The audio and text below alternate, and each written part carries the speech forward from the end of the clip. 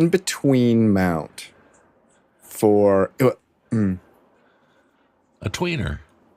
It mounts between a tripod head and the bottom of a GoPro, you know, the little fingers on the bottom of a GoPro.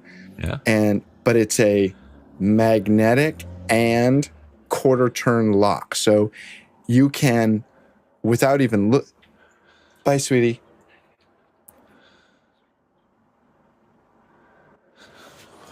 That was hot. Whoa. That announcement just blew Chris out of his entire studio. I don't know. Was that an admonishment or? No, it was our standard disclaimer. Okay. Okay. Everything you're saying is going out onto the it's like World Wide Web. A quick release, like a quick release thing. Yeah. That was like a parachute. That was like a pilot's eject button. It's a quick release thing, right, Chris? So is that the Ulanzi little tiny one? Because I use a bunch of those. Without even looking, it'll align itself with the magnet, and then you turn it a quarter turn, and it locks it in.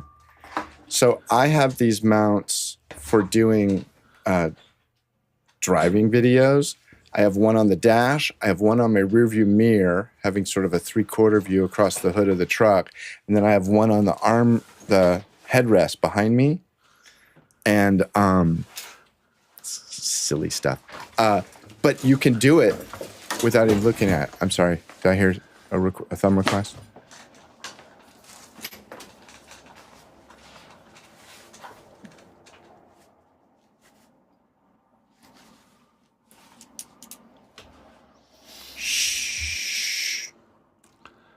I'm probably rattling. Sure. I apologize. I could do that, I guess. I won't do anything right.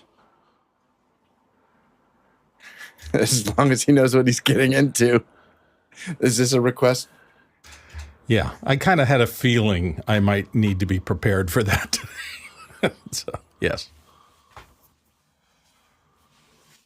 So let's see. Let me get up the opening here. I got 2 minutes. We got all the time in the world. Totally. A lifetime. Yeah. Where's the opening notes? My little bullet list of what I'm supposed to say. Second hour. Did you guys ever see that? There we go. That movie. What was it? Living in Oblivion. I remember the name. I don't think I ever saw it.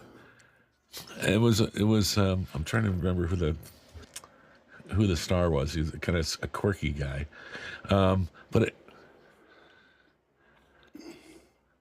it was about a New York kind of low-level film crew trying to shoot a film, and the last scene was absolutely hysterical because it was room tone.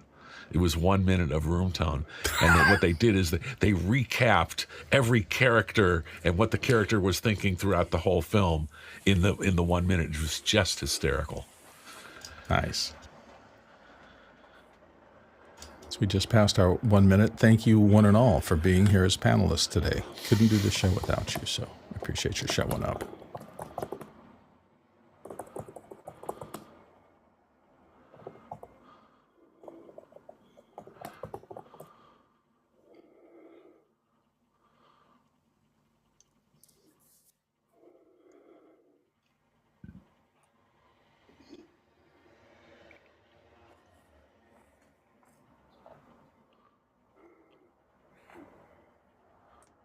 Hey, Bill, just remind people to, if their questions are pushed back, remind them to push them back forward. Some questions got pushed back in the middle of the night. Or you can just throw it to me. I can explain it. I'll just after you say it. Will do. Yeah. A little bit of a.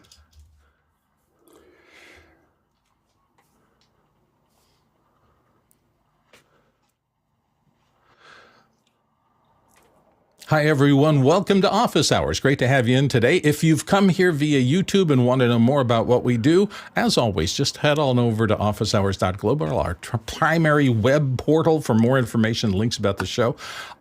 Today is day 2, right after the show. Don't forget, 1 o'clock, our day 2 from SIGGRAPH LA. Alex Lindsay and the crew will be on the show floor doing all sorts of stuff. Alex, did you have a note you wanted to make? It'll actually be 1:30. We'll be a little late. Okay. It'll be 1:30. We had to shift our schedule a little bit, so we'll be starting at 1:30 or shortly after as we work through it. Yeah. It was great yesterday. We were able to wander the show floor, have back and forth conversations with the people there. I learned just a ton, and it was just fabulous. You and Nick Justitian did a great job of giving us an overview of what's happening at SIGGRAPH, and it was fascinating. And if that wasn't enough, go ahead. Go ahead, finish up. I was just going to say we had a great. Go ahead and finish. I'm sorry. Okay. Well, I was going to mention if that wasn't enough, our second hour guest today, our special guest is Karl Winkler of Lectrosonics. If for those of you who have been around the production industry for a long time, there is no more storied name in the idea of wireless audio than Lectrosonics. They've been there forever. One of the most trusted and reliable names in wireless audio. And Karl's going to be here to answer your questions live. They've got some new products, and we'll be looking at those. That's our second hour today. And Alex, did you have another note before we finish up? That was really all I had to start things off. Yeah, and if you looked at last week, I mean, Lectrosonics kindly lent us some of the stuff we're using actually for SIGGRAPH. Those are the wireless systems that we're working with, and they're really great. They've been working extremely well. What I was going to say is that the yesterday was really a lot of fun. We had 2 cameras. We'll talk a little bit more, obviously, in the next episode, about a little bit more about how we did it. But it was a really fascinating. I mean, we really had a good time kind of playing around with this idea of multi-camera. We finally got the multi-camera working with the live view, and so we were able to kind of get 2 feeds in and wander around. And I think that I would definitely, if you're watching, go back and take a look at what we did there. It's a different format than what we've done in the past. And by the way, a real quick reminder while I talk about this is that we got some questions that got pushed back overnight. If you might want to push your questions back forward, check your notes to make sure that those questions get pushed back into Makana for today. One of the things that we experimented with is a different format, which is really like just 2 experts walking through the booth. We didn't have a lot of structure to it, so we didn't have like, we're going to this booth, and there was some chaos there. But we're figuring this out because I think that, while we were trying to figure it out, I'm just kind of like, and now we're going to move this way, and now we're going to go that way, and we're still working on. I mean, some of the things that we're working on is like, what kind of camera rigs should they have? And so today you'll probably see an experiment in other camera rigging to make that actually happen. So we're, our Cassie is a new member of our team that we're shooting down here. She comes out of reality, a lot of reality work here in LA. And she just came with this crazy rig. We'll show pictures when we do the behind the scenes. And she had this crazy rig with an FX3. So I had it was the FX3 there. I brought, of course, an FX30. And so I thought that was going to be the main camera until she showed up, and I was like, oh, well, that'll be the main camera. And so anyway, so she kind of built it all up. And Robert Green was our second camera. He got my camera on a tripod, and we kind of wandered around. I think that I really feel like I don't know how it felt for you, Bill. I think you were the only one of us here that was there, but just kind of touring around. It felt great. Right. I mentioned yesterday at the end of that, this is like going to a trade show with 2 people who are guiding you through it, who really know this topic really well. So it really increased the amount I learned about the products as we wandered through the show. It's great.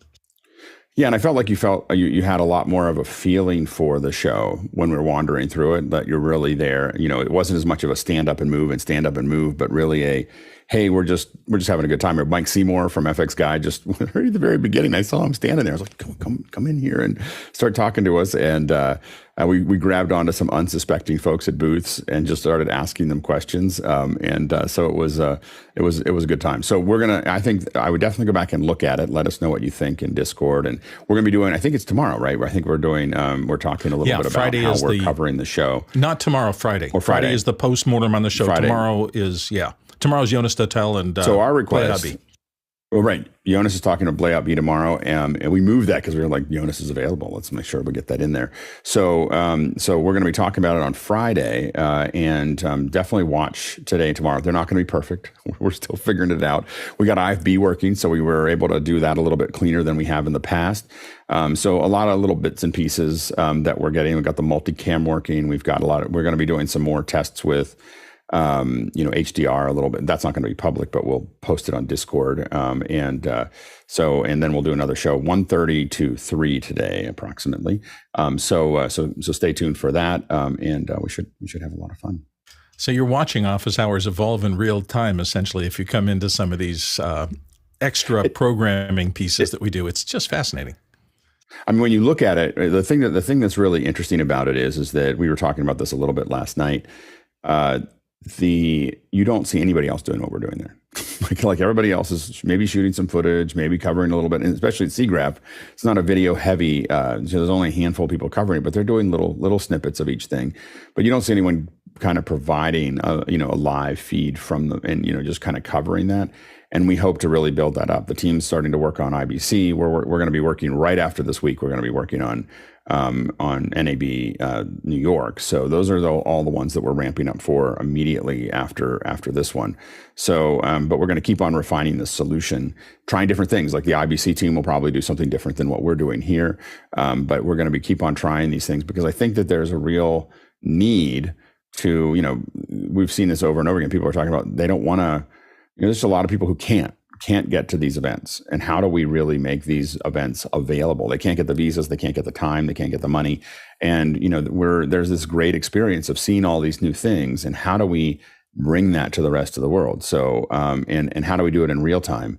And that's the thing that we're really working on, and trying to make it more accessible, to everyone else. And I think that's, we're not there yet, but we're experimenting with it, and it's kind of a fun process. It's also a fun time to meet everybody. I meet new people. I didn't know a bunch of the people that we're working with, and then some are repeat, some are new, and we're able to kind of build that out around. So stay tuned for more. Definitely watch yesterday and today. Remember that we are streaming live. You can ask questions. So if you're watching the live feed, if you see us feed and we're somewhere, you're only 20 seconds behind watching the live feed. You can jump in, ask questions about what we're doing. We're usually spending enough time somewhere where your questions will percolate to us fast enough that we can answer those. So, stay tuned for that and you'll be using the same Wacom that you use for this show. So there's nothing new about the Q&A. So stay tuned for more around that. My comment at the end of the show was that this is, if I was young and starting out in the industry, these are the kind of programs I would watch because it really gives you a flavor for what this community is like, the kinds of things they talk about, the level of technical expertise. And if I was really excited about graphics, the kind of things that SIGGRAPH has specialized in for 50 years. I mean, this is the 50th anniversary of the show. I would be all over this, getting excited about an area that I wanted to explore for my career. So I do think this is going to be a very powerful process of going to trade shows, going to niche things, and bringing it to a wider audience and get people excited about these things. So, all right, that's a lot about yesterday, but we also have to take care of business today. Chris Fenwick is our reader today, and Chris is going to dive in. Oh, you have one more last thing? No? John had a comment there. How was it? Oh, John. I thought it was really good. Bill said it multiple times. Having people that know what they're talking about, know the people, know the products is just invaluable. And Alex did a fantastic job. I propose that Alex be the host at every remote show that we do going forward from now on. Yeah, Alex gets to travel more. And I want to see Alex ride that bike with the Oculus today. Can you get a little GoPro on you and ride that little bicycle around that track? Okay. I'll see. As backup, I want 2% of your travel miles. Exactly. Well, we did so many of these with Twit, and I did, we used to take a live view, and I was just by myself wandering around aimlessly through for years. So this is definitely this is the format that I'm, the most accustomed with. We've been playing with different formats, but the one I'm used to is I'm just going to walk around with a live camera. It was fun to have two cameras. I think that we're still figuring out the cadence of where those cameras go, but I do think that it makes a difference. I think eventually we'll end up with even more. That backpack will do up to 5. So you may or up to 4. So you may end up with us doing 3 or 4 cameras in the future. Part of the fun of it was the ballet of, oh, look, there's Peter in the shot. You try to figure out exactly. What's the second camera. Like, we're all live. You have to move. Here. Yeah, exactly. And I told them at the beginning, I said, don't worry about it. Like I said, we don't know what we're going to do with this. We're just going to, just if we get cameras in the shot, I'm not worried about it. And I just made it like, let's just figure out you go here. And then half the battle is always people cutting through our shots and standing in front of our cameras.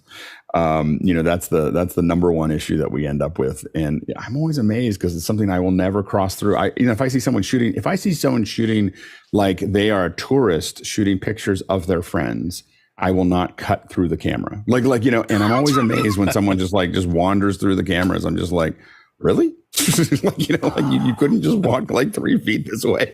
I'm very judgmental about people cutting through cameras, so anyway. Production obliviousness is still a thing. We're gonna have to. It's not even obliviousness. It's you can see them. I can see them look at the camera. They'll look at us, and then they'll just decide that they don't have to deal with this, and they're just going to walk through it. It's not even oblivious. They are literally willfully walking through about half the time, and I'm just like, oh my goodness. Anyway. All right. Well, it was fun, and it'll be fun this afternoon, and it'll be fun in the future as we do more and more of these. I think it's time for our first SIGGRAPH question of the day. So before we move on, I just want to say, Alex, I don't know what you were actually doing in terms of dealing with the cameras, but this is something that we've been having a lot of discussions about in a live event, in a live thing. How does an on-camera host refer to, or host / moderator deal with the camera operators like that? And one of the things that I've been kind of leaning into is if you've ever watched any of Joe Rogan's podcast, his tech guy is named Jamie. I've never seen Jamie, but he always talks to Jamie. Hey, Jamie, can you call up hey, Jamie, can we get a shot of, hey, Jamie, can you go find the website? That's good. And Jamie just becomes a character on the show. And I think the best way to deal with stuff like that is just say, hey, Peter, can you get a shot of this? Take a look at, and just here's the thing. We're all media professionals, kind of. We're all media professionals, and we get it. There's crew people, whatever. Just talk to them and not try to be too, perfect and proper. Just cash it down. Hey, Peter, can we get a shot of this? Look at that. And then, boom, everybody gets to see what they want to see. Anyway, we'll move on. We'll play with that today. You'll see me saying, hey, why don't we get a shot of this over here? We'll give that a shot. We get it. You have a camera crew. It's not, it's not magic. We get how it works. Just let the camera people be part of the show. You don't have to see them. They don't have to wave. We're not going to drop a strap on them, but just talk to them. I just have 2 words for you, 3 or 4 words. Logoed bowling shirts. Okay, now I'm out of it. Crew ID stuff. What is fun about live, what really makes live work, and what we find is really hard for folks to get good at when they're used to post, is they want everything to be perfect. And part of what makes live work is just that you just let it go. You just let it, you let that part go, and I even feel like when we do lives, we do lives with people who come out of TV and stuff like that, and they want every little thing to be perfect. I'm like, there's a conversation going on, and you're just having we're all just hanging out, and that's really what makes it warm and interesting. And anyway, so I mentioned this recently. We'll play with the direction. Yeah, I mentioned this recently about editorial, that I really find that in the last couple of years, the thing that I'm pushing clients toward more is to leave things alone. Let that stumble happen. Let that person be human. It's okay. We're, anyway. So let's get started. Authenticity is a big deal. Absolutely. That's a good way of summarizing the whole thing. So I call it the Jamie factor. Just lean into the Jamie factor. Douglas Carmichael says, I've heard of audio professionals using Wacom tablets, Wacom tablets for long editing sessions. It's Wacom. We talked to Wacom yesterday. Did you say Wacom? Yeah. They said Wacom. They said Wacom. Okay. Let me start Wacom. over. We got the whole etymology history of that. We've handled the entire thing. We've been talking on this show for the last 2 years. Wacom. So what is it? You're saying it's Wacom. Water. Okay, here we go. Let's do it one more time then. Take 2, 3, 2, 1. I've heard of audio professionals using Wacom tablets for long editing sessions. What tools do they use to control a DAW from the tablet? Mickey McAchore is going to start us off. Mickey, save us, please. Yeah, I'm not. I don't think I know any editor or mixer personally that uses a tablet to control their DAW. But I would imagine, like, say, with tasks such as manually drawing waveforms, some DAWs allow that. That's really good for like getting rid of clicks and pops and sounds like that. A tablet may come in handy. Also, if you are working with, say, Melodyne, if you're manually tuning vocals, for example, where if you're familiar with the interface of Melodyne, you're dragging little blips of notes up and down the scale. I could see how using a pen might be useful for that. And also, if you're manually painting out sounds within a spectrum view, a spectral view, that may come in handy. But I don't know anyone personally that uses a tablet for those tasks. Greg Curta, your thoughts? I'm going to echo Mickey's sentiments. I don't know anybody either using a Wacom tablet. And all the examples Mickey gave, I can see that too. And the only other thing is possibly, using it in some kind of touch screen fashion where it duplicates your edit timeline or something similar to a slate digital system. But other than that, I don't see it saving any time. Just in my head. So I don't know, aside from drawing stuff, I don't know what actually you would use it for. I've never seen it used in audio editing. I did see, I was on a real big company's shoot a year and a half ago, and one of the editors in the group uses one of those for video editing, and it was real interesting. He was actually uncomfortable if he didn't have his recreation of his desk, and it seemed to me that he was using it for navigation as opposed to drawing or anything like that. I mean, I think we can all imagine if you have something that allows you to draw waveforms, maybe a pencil and a sheet would make that a little more precise for you if you've gotten conditioned to it. But it was interesting. He was still using a mouse with his left hand and the keyboard and switching back and forth, but his right hand was always on a pen and the Wacom tablet. So, Mickey, more thoughts? Yeah, perhaps it may be more applicable during the sound editorial phase of a project where you're doing a bit more, you need more precision. It might be more helpful there. But once you get into mixing where you want your fingers on multiple faders at the same time and multiple knobs or encoders at the same time, a pen just would not help there. That makes sense. Let's move to the next question. I'll also say, just to tag onto this, Bill, I think the origin of editing with Wacom tablets kind of comes from the old Flame era, because that's how navigation came from the Flame. And I'll say that in the late 90s, I had a big 12x12 that I used to edit with. And I thought that, I guess this is the way to do it. And I did it for a couple of years. And then I just realized this is just a pain. Plus, when you're working in a facility with multiple suites, you can't, be walking around with your tablet all the time. Anyway, moving on. Edward R. Ruiz from Chicago says, hello, panel. Hey, Edward.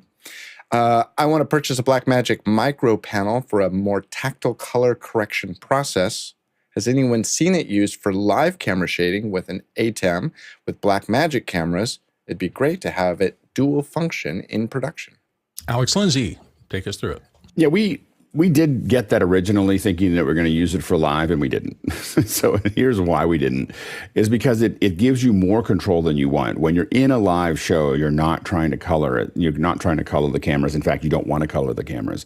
That's something you do before the live show. So what we did find is that it was relatively useful to basically use it before and try to get the cameras locked to where we want. But the problem is you're starting to create, it goes through the ATEM and then to the camera. And so we found it at the end. So we did get it for that purpose. We were not getting it as a color correction tool. We were getting it to shade cameras, and we very quickly stopped using it. It was an extra thing. These are the ones with the little roller balls. And we didn't find that it was useful. What we did find useful was the shading panel that is designed for live. So the shading panel with the handles, because here's the thing, the number one thing you're going to do during the show is affect aperture.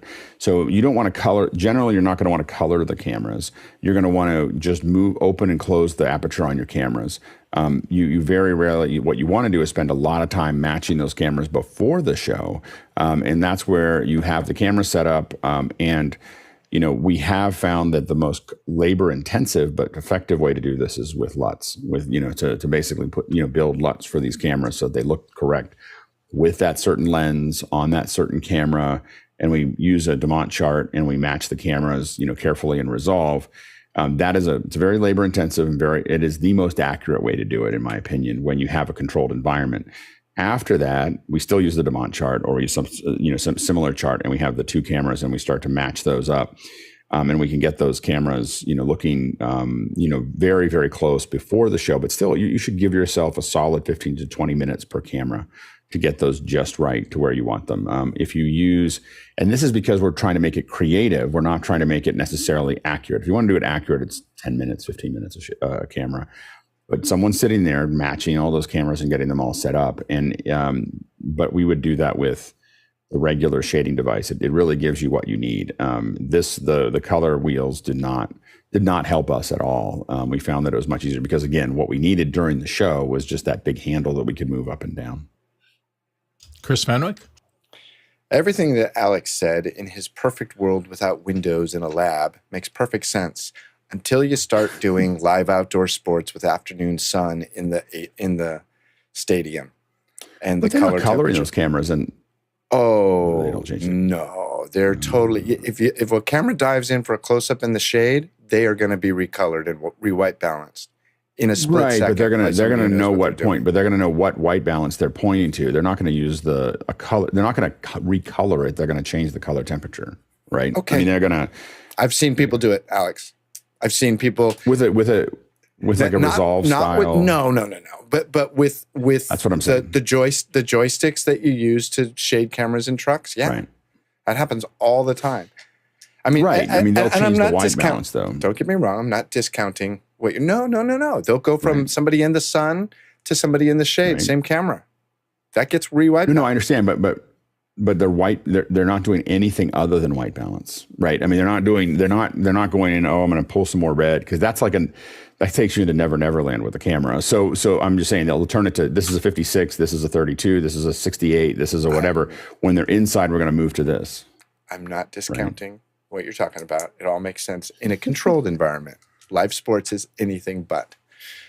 I'm done talking. I don't know how to awkwardly go on to the next question. What do I do, Bill? Save me. I don't want to get into a fight with Alex. By the way, Alex, no, it's all good. We should probably put a LUT on that camera of yours. My cue is when everybody stops talking. This I can't figure out what it is. This room has been a disaster. It's the LUT. You have to put a LUT on that 12K to use it for live. No, this is actually the Sony. This is actually the Sony. Okay. I take a piece of CTO in front of the camera lens. That's what I do. Yeah, neither one of these cameras like the color and the color of the light in this room, probably through these shades or whatever that are here. And I can't quite get it right. And I'm going home after. Well, then I'll ask you one other question. Are you healthy? Because are you well? No, I can't. Your color so the problem is that, again, the problem is that the Sony and the 12K both have the same problem, which is that I can't color it with the switcher. So the switcher, I can't make any fine adjustments. I can just change color, like white balance. And so if I had brought my 6K, which I had in my bag and decided it was superfluous. If I brought my 6K, I could have just went and just tied it right in. I will never make that mistake again. And so anyway, and I'm not set up on this little laptop to open Resolve, and try to figure it all out. So, and I haven't had time. So like rebuilding a LUT was not going to happen We're still super happy to have you here, even if you're a tiny bit greenish today. Yeah. That's okay. Exactly. Let's go on to the next question. The next question, it comes from Mr. Paul Wallace in Austin, Texas. Hey, Paul. Behringer, according to a community member, is reintroducing a lot of products with new chipsets. Discuss. And Alex Lindsay has his hand raised for this one. Alex? Sounds like it's going to be cool. I I don't know, proud owner, but the owner of a lot of Behringer sequencers and so on and so forth. I think it'll be fun to have those. They're not going to be the real thing, and you're not going to. I mean, the Behringer ones are kind of like, I always go, that's the kind of thing you want to fiddle with at home if you're going to actually do something for real. It's not something you typically bring into a studio. But I think it's great that they brought some of those down in price and made them more available to average people. Like me, it's not my main business. It's just something I like to fiddle with. So I've got a bunch of the Behringer stuff at home that I spend some time with on the weekends. Alex, do you think this has anything to do with the KPM fire and they're needing to do new chipsets to kind of design their products around? I don't think so. I think they're just evolving. I mean, I think that these are from what I saw in the article, they're just new devices. So they built out some new pieces. It doesn't look like they're re-releasing things as much as they are putting out new devices that they're replicating. A lot of what Behringer's done in the sequencer world or the synthesizer world is really replicate old ones that are no longer being made. Interesting. Everybody wants the old sound in the new era. And let's move on. Next question. Marty Adius from Maryland, USA says, what are some ways to affix Windows applications to a display so that they don't move around? Oh, the curse of wandering windows. Marty, how do you address it?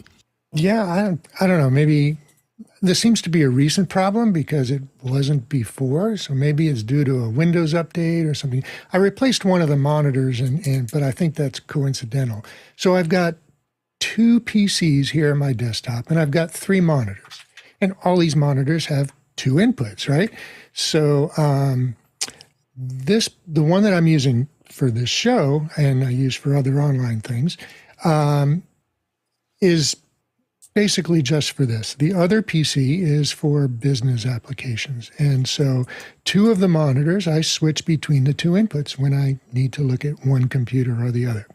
So I've got applications that my audio interface and OBS, they're up there, and the VB audio application, I put them on a screen where I want them.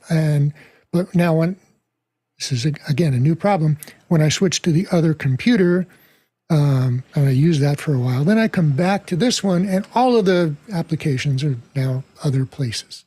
And it's an annoyance, So it's got an NVIDIA Quadro card, and I tried their application where, that's what it's supposed to do, is stick things in different quadrants that you can draw and stuff, and it's not working. So I'm wondering what other people are finding.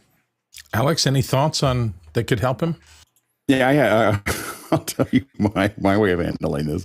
I have the same problem with the Mac, is that you restart something with different monitors and suddenly everything's in different places. And then you go full screen and it turns off all the screens, even though that's all you wanted is full screen on that specific screen.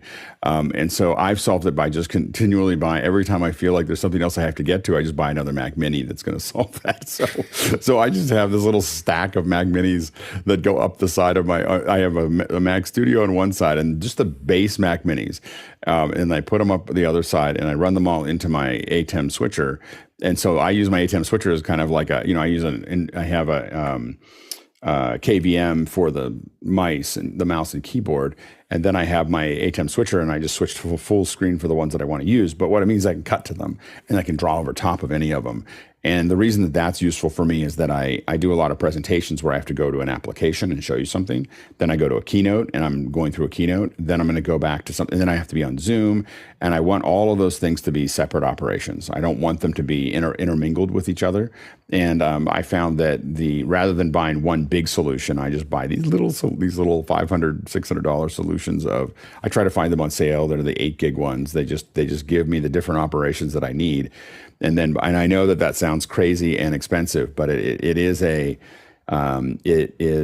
when you get used to it, it's amazing because it's just, you're not really trying to figure out what windows are over others and everything. When you go in, like my Keynote one, I go in, I use Keynote in it. When I do this, I do this. And it's like, they're basically, they've become appliances that I'm adding to my presentations. It's probably overkill for what you're doing. I know you're just trying to figure out how to get that window to stick where it's supposed to be. But I find that, I've had this problem on the Mac side for years, and I found that just adding computers was the thing to do, but not expensive ones, like little ones. Like I have other computers, I have little Melees that I'm using for other little windows that I have in front of me, and then I have, so those are, I try to keep it inexpensive, and it seems like a cacophony of computers, but it's been a lot easier for me to kind of have everything have its own mode.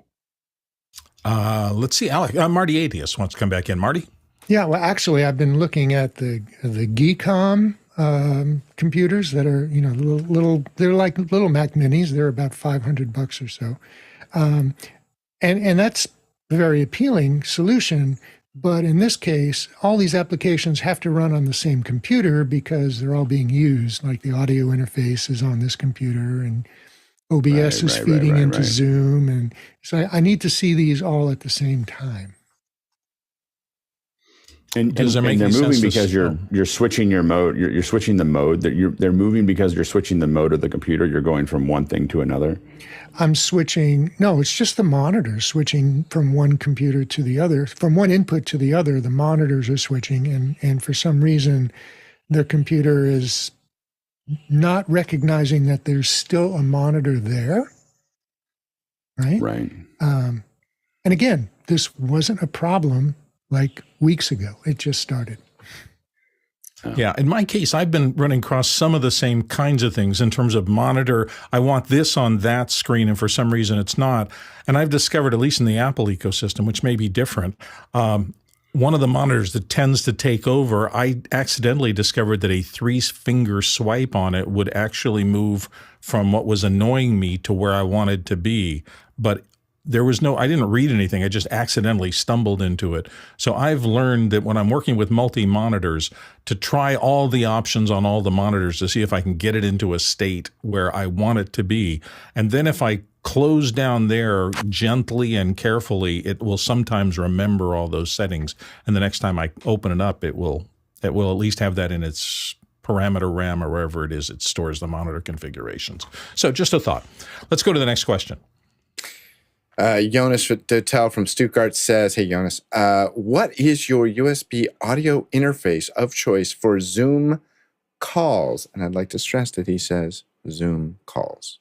And Mickey's going to start us off to help us. Mickey?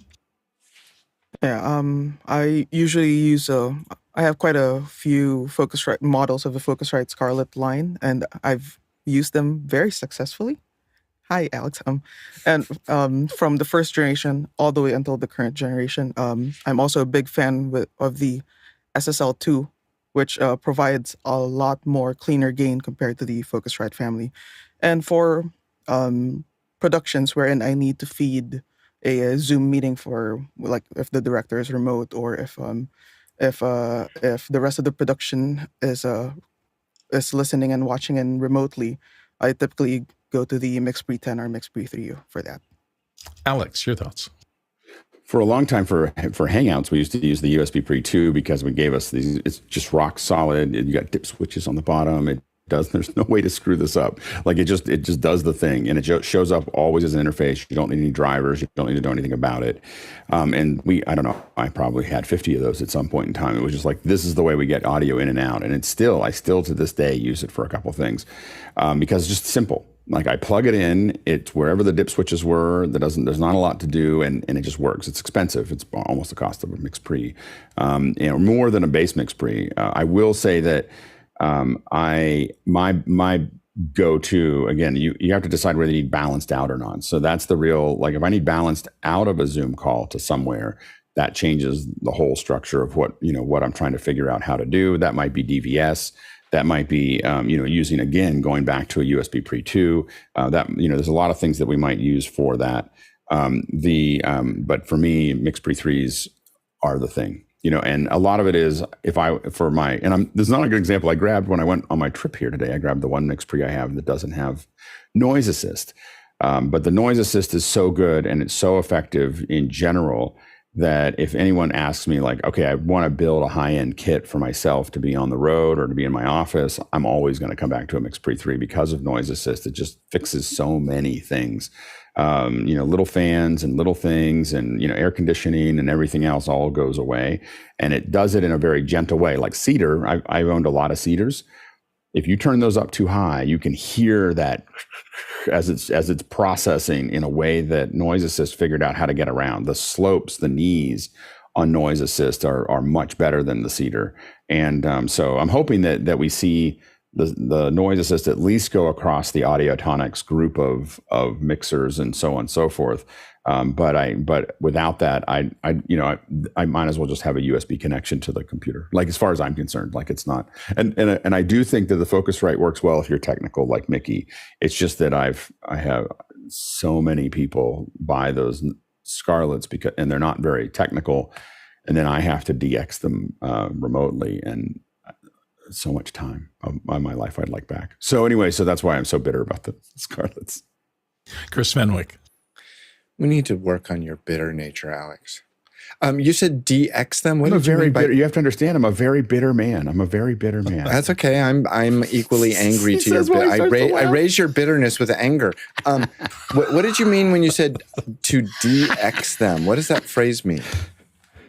Diagnose. DX is diagnose them. Yeah, Okay. yeah. So diagnose what's working on. DX them, fax them. Fax, DX. Right.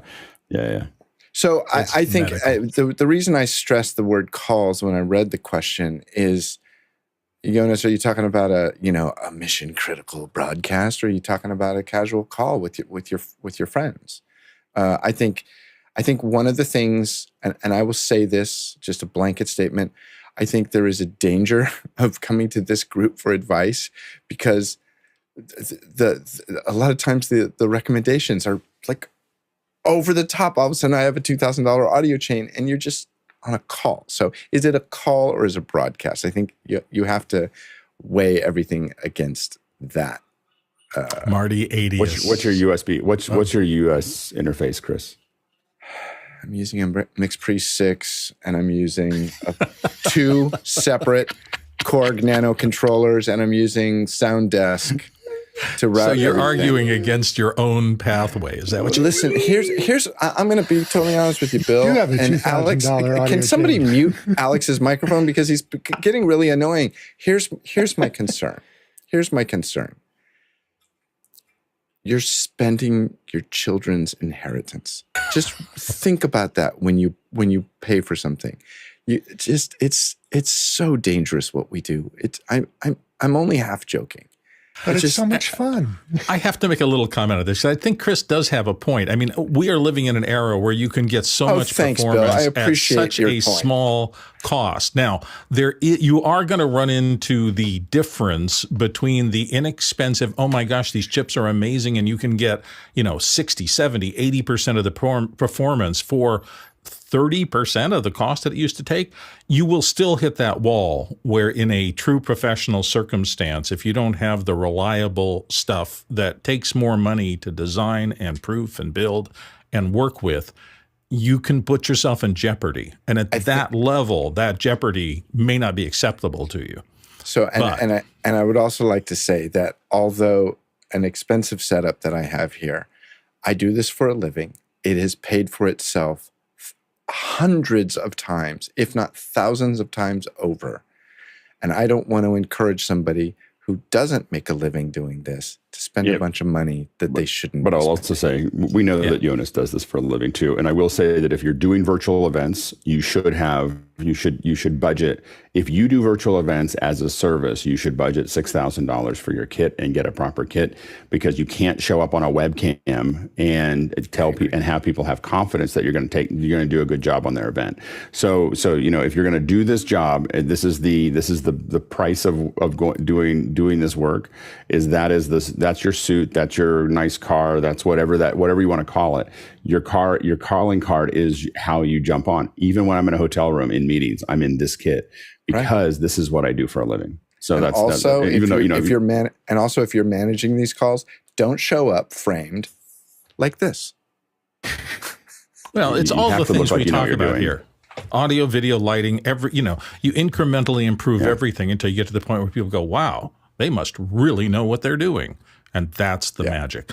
All right, Marty has another. Yeah, these are very, very, very good points. It depends on what your use case is and whether it's a critical nature or not, and how many other things do you need to have going on beside the call. Like, for instance, right now, I've got a microphone, I've got Unity comms, and I've got ear monitors, and a bunch of other things going on. So I'm using an XR18, which has 18 inputs that are available to me and multiple output buses that I can do different mixes on. So I have Unity comms. When somebody talks to me, it goes into one ear, and that's coming through a headphone bus that I've created, plus audio from the call. And on other calls, I, have Unity that I need to speak to on a push-to-talk microphone. So that's a complicated, very sophisticated setup that's available. On the other side, my wife's computer, she has a PreSonus Revelator, 2 in, 4 out, 2 in, 2 out. And that can create 4 different mixes. One of those is headphones. It's simpler yet capable. And then I have an Audient Evo 4, I think it is. And that's a simpler audio interface with 2 inputs, 2 outputs. And they're all very capable. They all do a great job. Greg. Okay, yeah, quickly, I have an Apogee Duet, and I bought that primarily because at the time I was doing a lot of iOS multicam events and streaming and all this kind of stuff, and the Duet is whatever USB compliant, so that it can operate with iOS devices, and it has balanced outs. So I like that, but it is getting kind of old, and it's showing a little bit of wear and acting kind of funky from time to time. So I'm looking for something new. So that's one of the things about office hours. You get a lot of recommendations at a lot of different levels, and that's part of what makes the show special.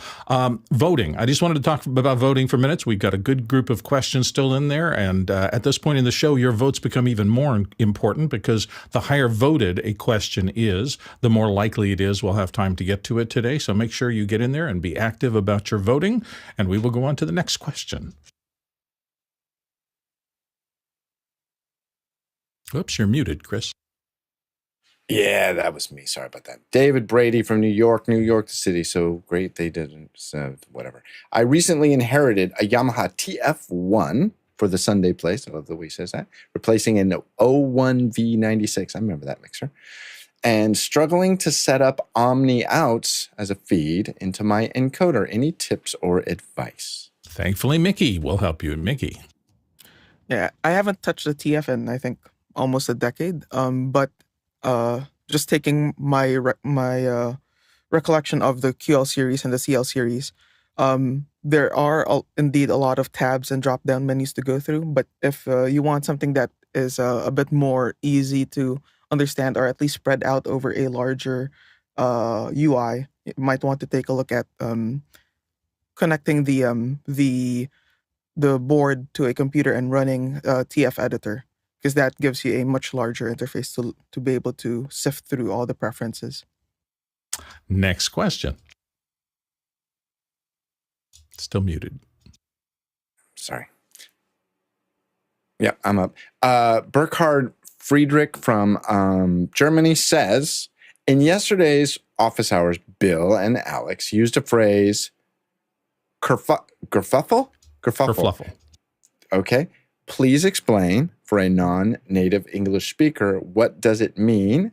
And has anyone an idea where its origin lies? I believe it's a Yiddish term, but I might be wrong about that. Alex, do you know more about its etymology? I don't know where it came from. I think it comes from Yiddish. I think it's one of those those things that have just come down. It was panged around my house from a German. It's generally side kind of things got mixed up and people feel a little uncomfortable about it. Like that's kerfuffle. There's like a small little bit mess of a kerfuffle about this in life. It might be but it's like it's usually it's kerfuffle is really a people being a little uncomfortable or there's some friction over confusion. I think would be a kerfuffle, but in kind of a yeah. I think and it's that's about the best way to say it. KERFFLE, so you can find it on any of the word lookup things, and it'll give you a better definition. It's a highly technical term. That's right. Yeah, exactly. Let's move on to the next question. Another entry into the office hours lexicon. Bo Cordell, excuse me, from Charleston, South Carolina. Hypothetically, there's an executive, I love this, hypothetically, there's an executive who is using his iPad for TV Zoom appearances. Ugh. Sorry. It doesn't look horrible. Until we can go full office hours in his office, what's the best way to improve the audio of his iPad rig? Mickey's going to start us off. Mickey? I'd take one of the more simple USB audio interfaces, like say some of the ones I mentioned earlier is a Focusrite Scarlett or an SSL2. Those audio interfaces are standard class compliant audio interfaces that don't have much in terms of configuration or control via software. So all the controls will be on the hardware itself, and you can plug those into an iPad, ideally through there are many USB hubs that are designed specifically for the iPad, especially the iPads that have USB-C connectors on them. So you can connect and power both the audio interface and the iPad itself. Keep the iPad charged using the hub. Some of them even include Ethernet jacks on them, so you can make sure they're hardwired into the network, and you get rid of the good old Gilbert thing you get with Wi-Fi. Alex Lindsay.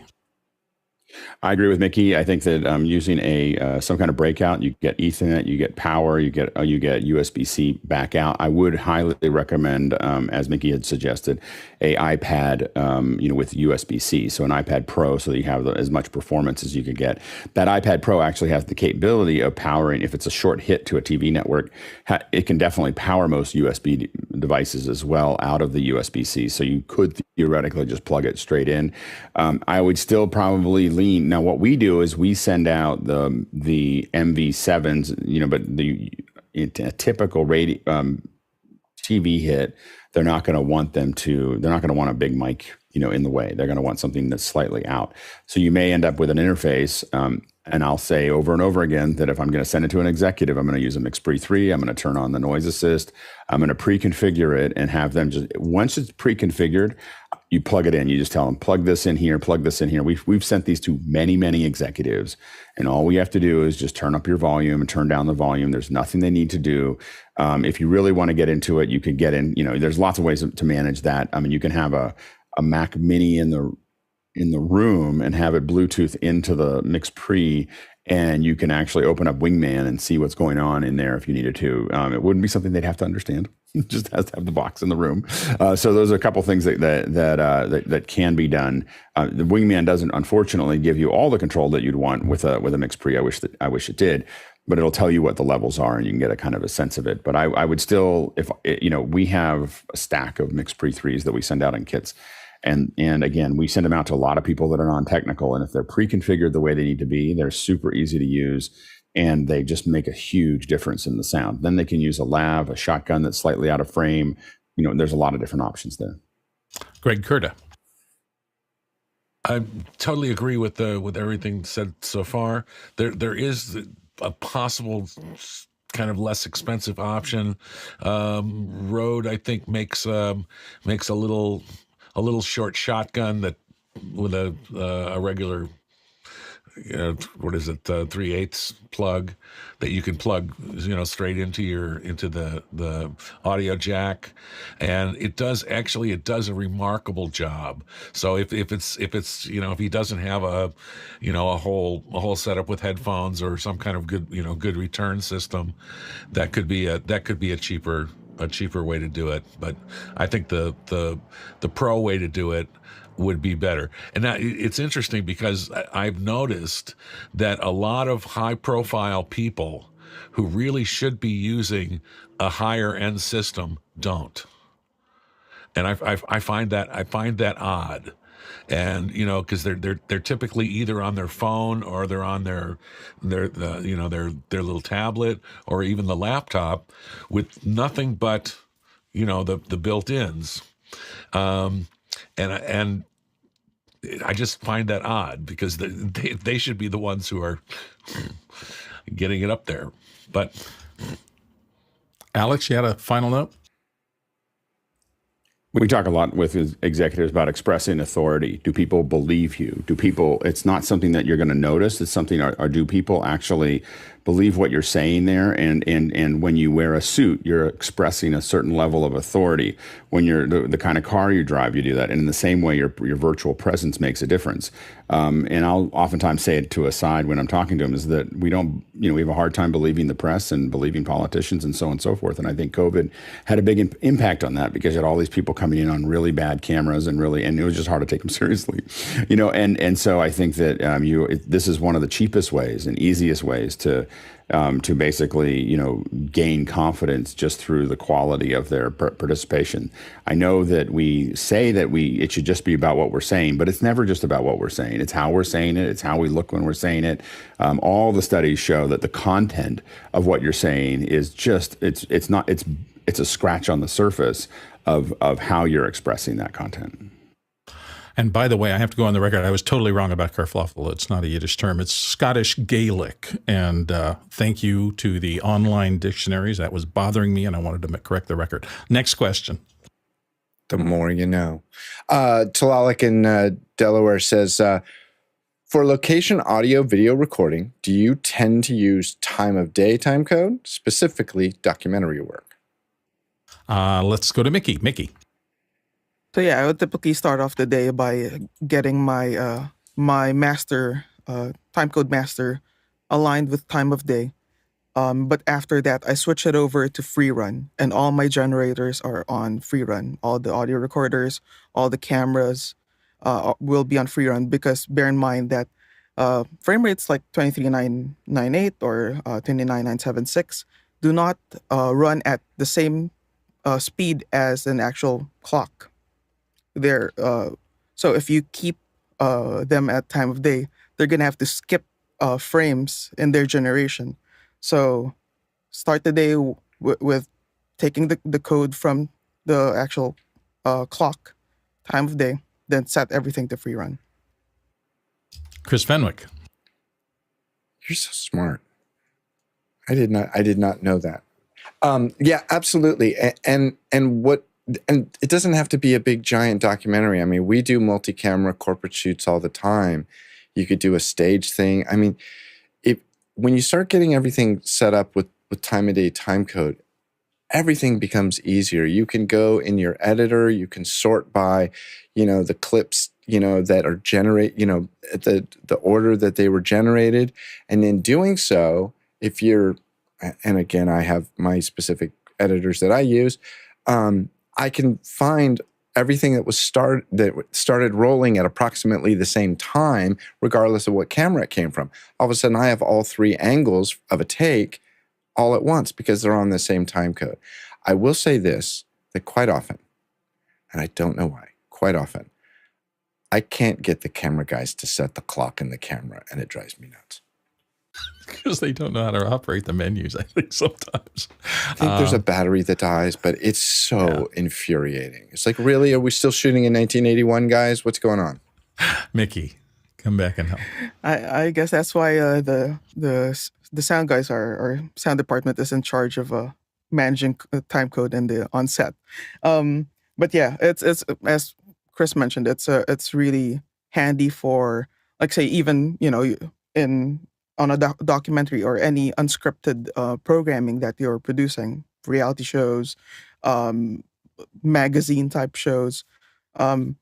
You are everyone that's in the production, including producers, including directors, script supervisors, can while they're listening in and watching the frame, start making notes for editorial, and they can just simply look at their watch and, okay, it's a 9:30.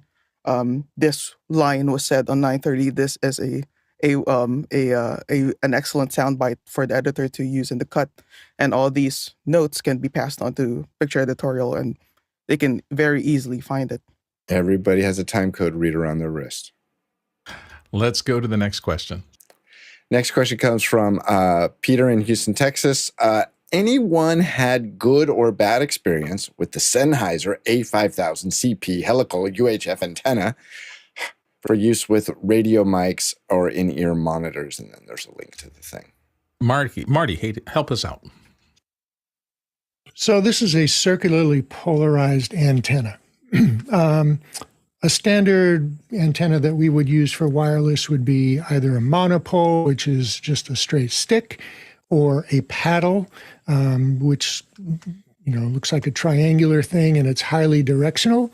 One of the problems with those is that the orientation of the transmitting antenna on the transmitter, there might be a little wire that comes up, whether that is vertical or horizontal. If that doesn't match the orientation of the receiving transmitter, your RF reception will be greatly diminished. So this is a polarity issue, whether it's vertical or horizontal. And when people who are wearing the transmitters move around, and depending on what they're wearing and how you mount the body pack on them, this could be an issue. So a circularly polarized antenna actually creates a circular pattern, and that can pick up the signal from any orientation that it's in. It's also very highly directional, and so is much more effective and consistent. That's one of the coolest graphics I've ever seen. I don't think I really understood circular polarization until you showed that, and that really changed a lot of my thinking about that. So well done for pulling that out, Marty. Appreciate it. Let's see, where are we? I think we have time for slipping one more question in. Let's do it. Ronnie from Norway says, best way of compact packing 12 pieces of Shure MX418d DC goosenecks in a Pelican or SKB. Who makes custom foam that fits not 6, not 8, but 12 of these? Even better, who makes the best custom foam inserts for anything? And Mickey has an answer for you. Mickey, who's your go-to foam cutter? For custom foam, my case builder has been pretty excellent, like over the past 10, 15 years. For custom foam, especially for rack drawers, they do excellent work with those. Just and yeah, that's one thing I was gonna recommend for an SKB, like a rack flight case. Let's get drawers with locks on them and custom cut the foam for those mics. For Pelican cases, though, I'm a fan of using the Pelican cases with the padded dividers. Either that or the ones with the truck pack dividers, and putting the microphones in cloth bags and having a narrow, long compartment made out of the track pack or the padded foam for the microphones. Excellent. Thank you so much for that. Well, it's about time to make our transition. We've got a couple of minutes here, and I got a few pieces of business to do. Don't forget, we have a packed show today. Not only is our SIGGRAPH Part 2 coming up at 1:30 Pacific Standard Time from the show floor in Los Angeles. We also have a special guest, Karl Winkler, I just appeared in the panel and is going to be taking on your questions here in just a minute. Got a couple more little details rounding out this week on the show. Tomorrow, Thursday, Jonas Dodel will be here discussing Playout B 2.0. Most of you know Jonas is a huge part of the Office Hours family, and his development efforts have to create a low-cost but very high-functioning video player for streaming. Has hit a new milestone. They're about to introduce Playout B 2.0, so he'll be here tomorrow to bring us up to date. On Friday, we're going to be doing the breakdown of the tech we're using to do the live SIGGRAPH coverage. So I've been astonished at the quality, the flexibility. This system has really performed super well from a crowded show floor environment, which is very difficult on its own. So if you want to understand more about how we're making this happen, and if you see things this afternoon as we go back onto the show floor and continue our coverage, we've been developing this system for months and months, and over show after show, we've been doing NAB and CES and all the rest of these shows And it's been an evolution. And I think literally yesterday and today has been the best we've ever managed to do. Alex has been a great floor host, and he's able to do this. Let's just go this direction and let's just go that direction, because these systems are so well tuned up. We're getting very few dropouts. The audio quality is excellent. And one of the reasons I believe the audio quality has been so excellent is our next guest that you will hear from in just a couple of months. So that's going to be our second hour in just a few minutes. Don't forget, Saturday is our education day. So we'll be doing general discussion about whatever the next step is on our education system. And Sunday is the only day we don't stream live. So that's what's coming up. Now it's time for me to toss it to Alex. Take it away. Hi, everyone. Welcome to Office Hours, second hour, and we're really glad to have all of you. Today we have Karl Winkler joining us here. Karl Winkler is the Executive Vice President of Product Design and Distribution for Lectrosonics, and he is here to talk a bit about the new D2 system. So this is the new D2 system that Lectrosonics is coming out that really works in a lot of different areas, filmmaking, live, broadcast, and so on and so forth. Welcome, Karl. Thanks for having me. Great to see you. Oh, it's really, really good to have you. Can you give us a little bit of background of Lectrosonics? I think a lot of times, the first time we have someone come on, we kind of like, how did this all get started? So where did Lectrosonics start? We started in Albuquerque, New Mexico in 1971. So we've been in business for 53 years, which is amazing. I've been here for 1/3 of that time.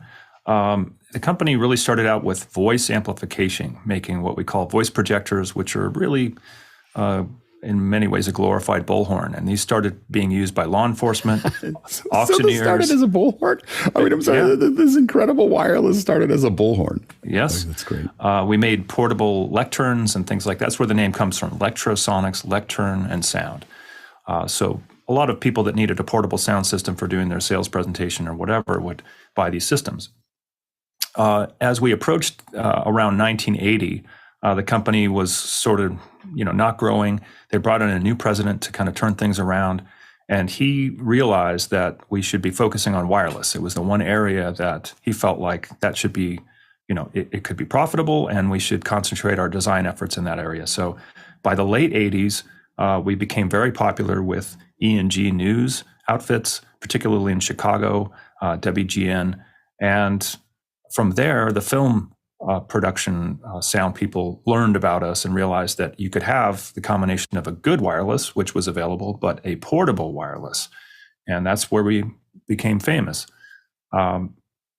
In recent years, most of the films that won an Academy Award for sound production use Lectrosonics. That's Whiplash, Mad Max, Hacksaw Ridge, Dunkirk, Sound of Metal, Top Gun, Maverick.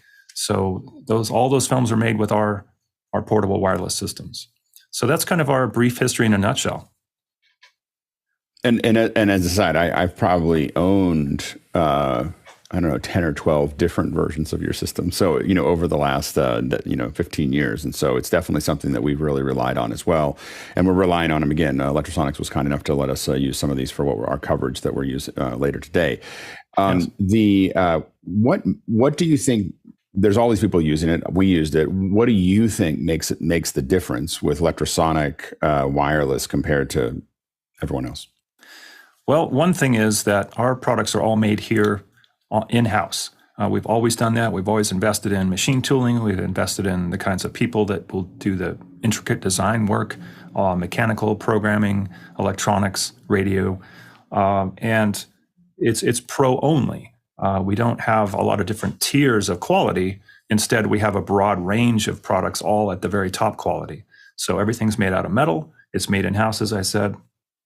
And we've developed some proprietary and patented algorithms and things like that to get the most out of the electronics. So, for many years, it's been as much, and now even more, software-driven than it is hardware.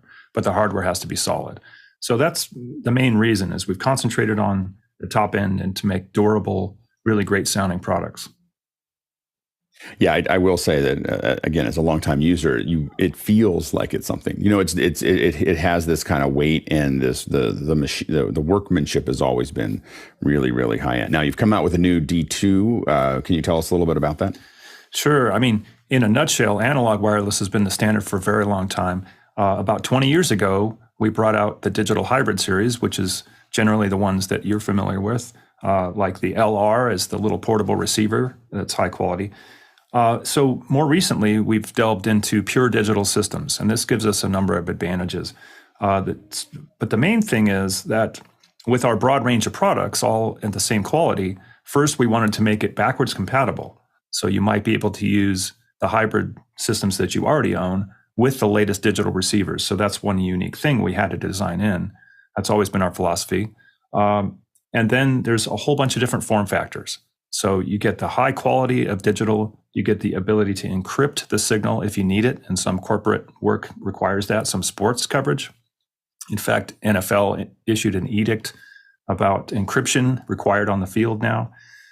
So you can do that with digital. But we wanted to make sure it was available in every form factor, from the rack receivers all the way to the tiny portable receivers, tiny portable transmitters, and everything. So that's the D2 system. It's got all the stuff in it that you expect from the hybrid, plus the ability that you get with digital. And these come in. I looked at a little bit of them. These are coming in. When you say multiple form factors, I think for people who are listening, what that is, there are mic plugs. So this is, you take your existing mic, and you just plug that transmitter into the bottom of it. There it is, and that mic plug, we use that. That's what we're using today. Yeah. So we're using these mic plugs here. Exactly. And it's super useful because now you have whatever microphone you want to use. You're able to just simply plug it into the end. It can provide 48 volt or not. Then you have mics. I noticed I have not used your mics, but you have a full built mic there. Yeah. So that's our stick mic. Exactly. And this one takes the Shure type thread-on capsules, for instance, which gives you the ability to use your favorite head. We make a head.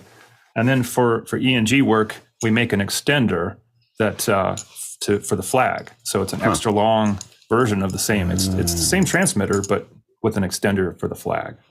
So that's the stick. Oh, that's really interesting.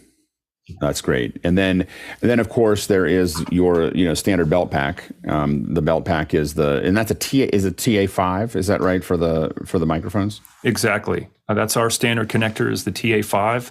That's one of our belt pack units in the digital product line. You can see it's quite small. We do make a smaller unit that uses a LEMO, and this was designed specifically for theatrical applications.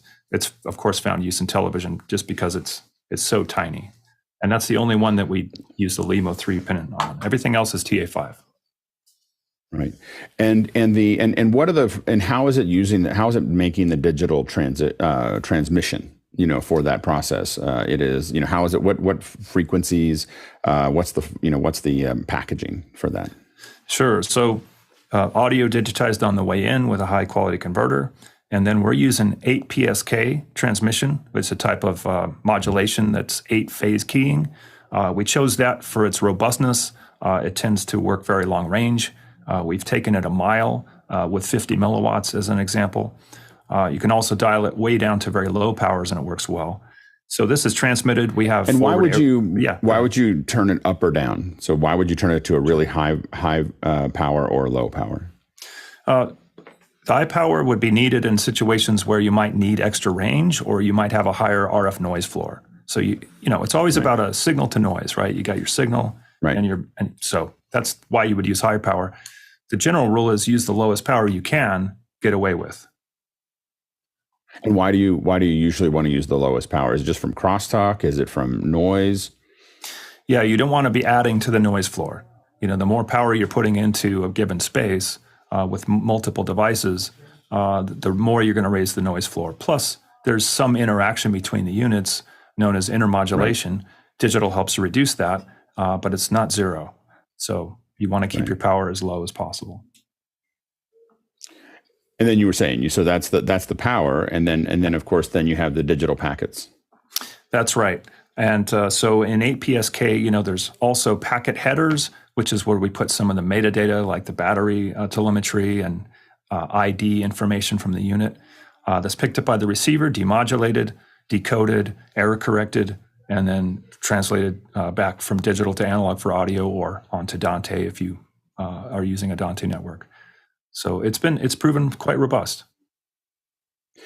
Yeah, and now I think a lot of us. I mean, there's a bunch of us here that have used the products. I think Greg, I think wins as the longest user of Lectrosonic. Greg, how long have you used Lectrosonic hardware? I bought my first Lectrosonics. I bought a 185 quad box used in '94. Wow. And I still use it.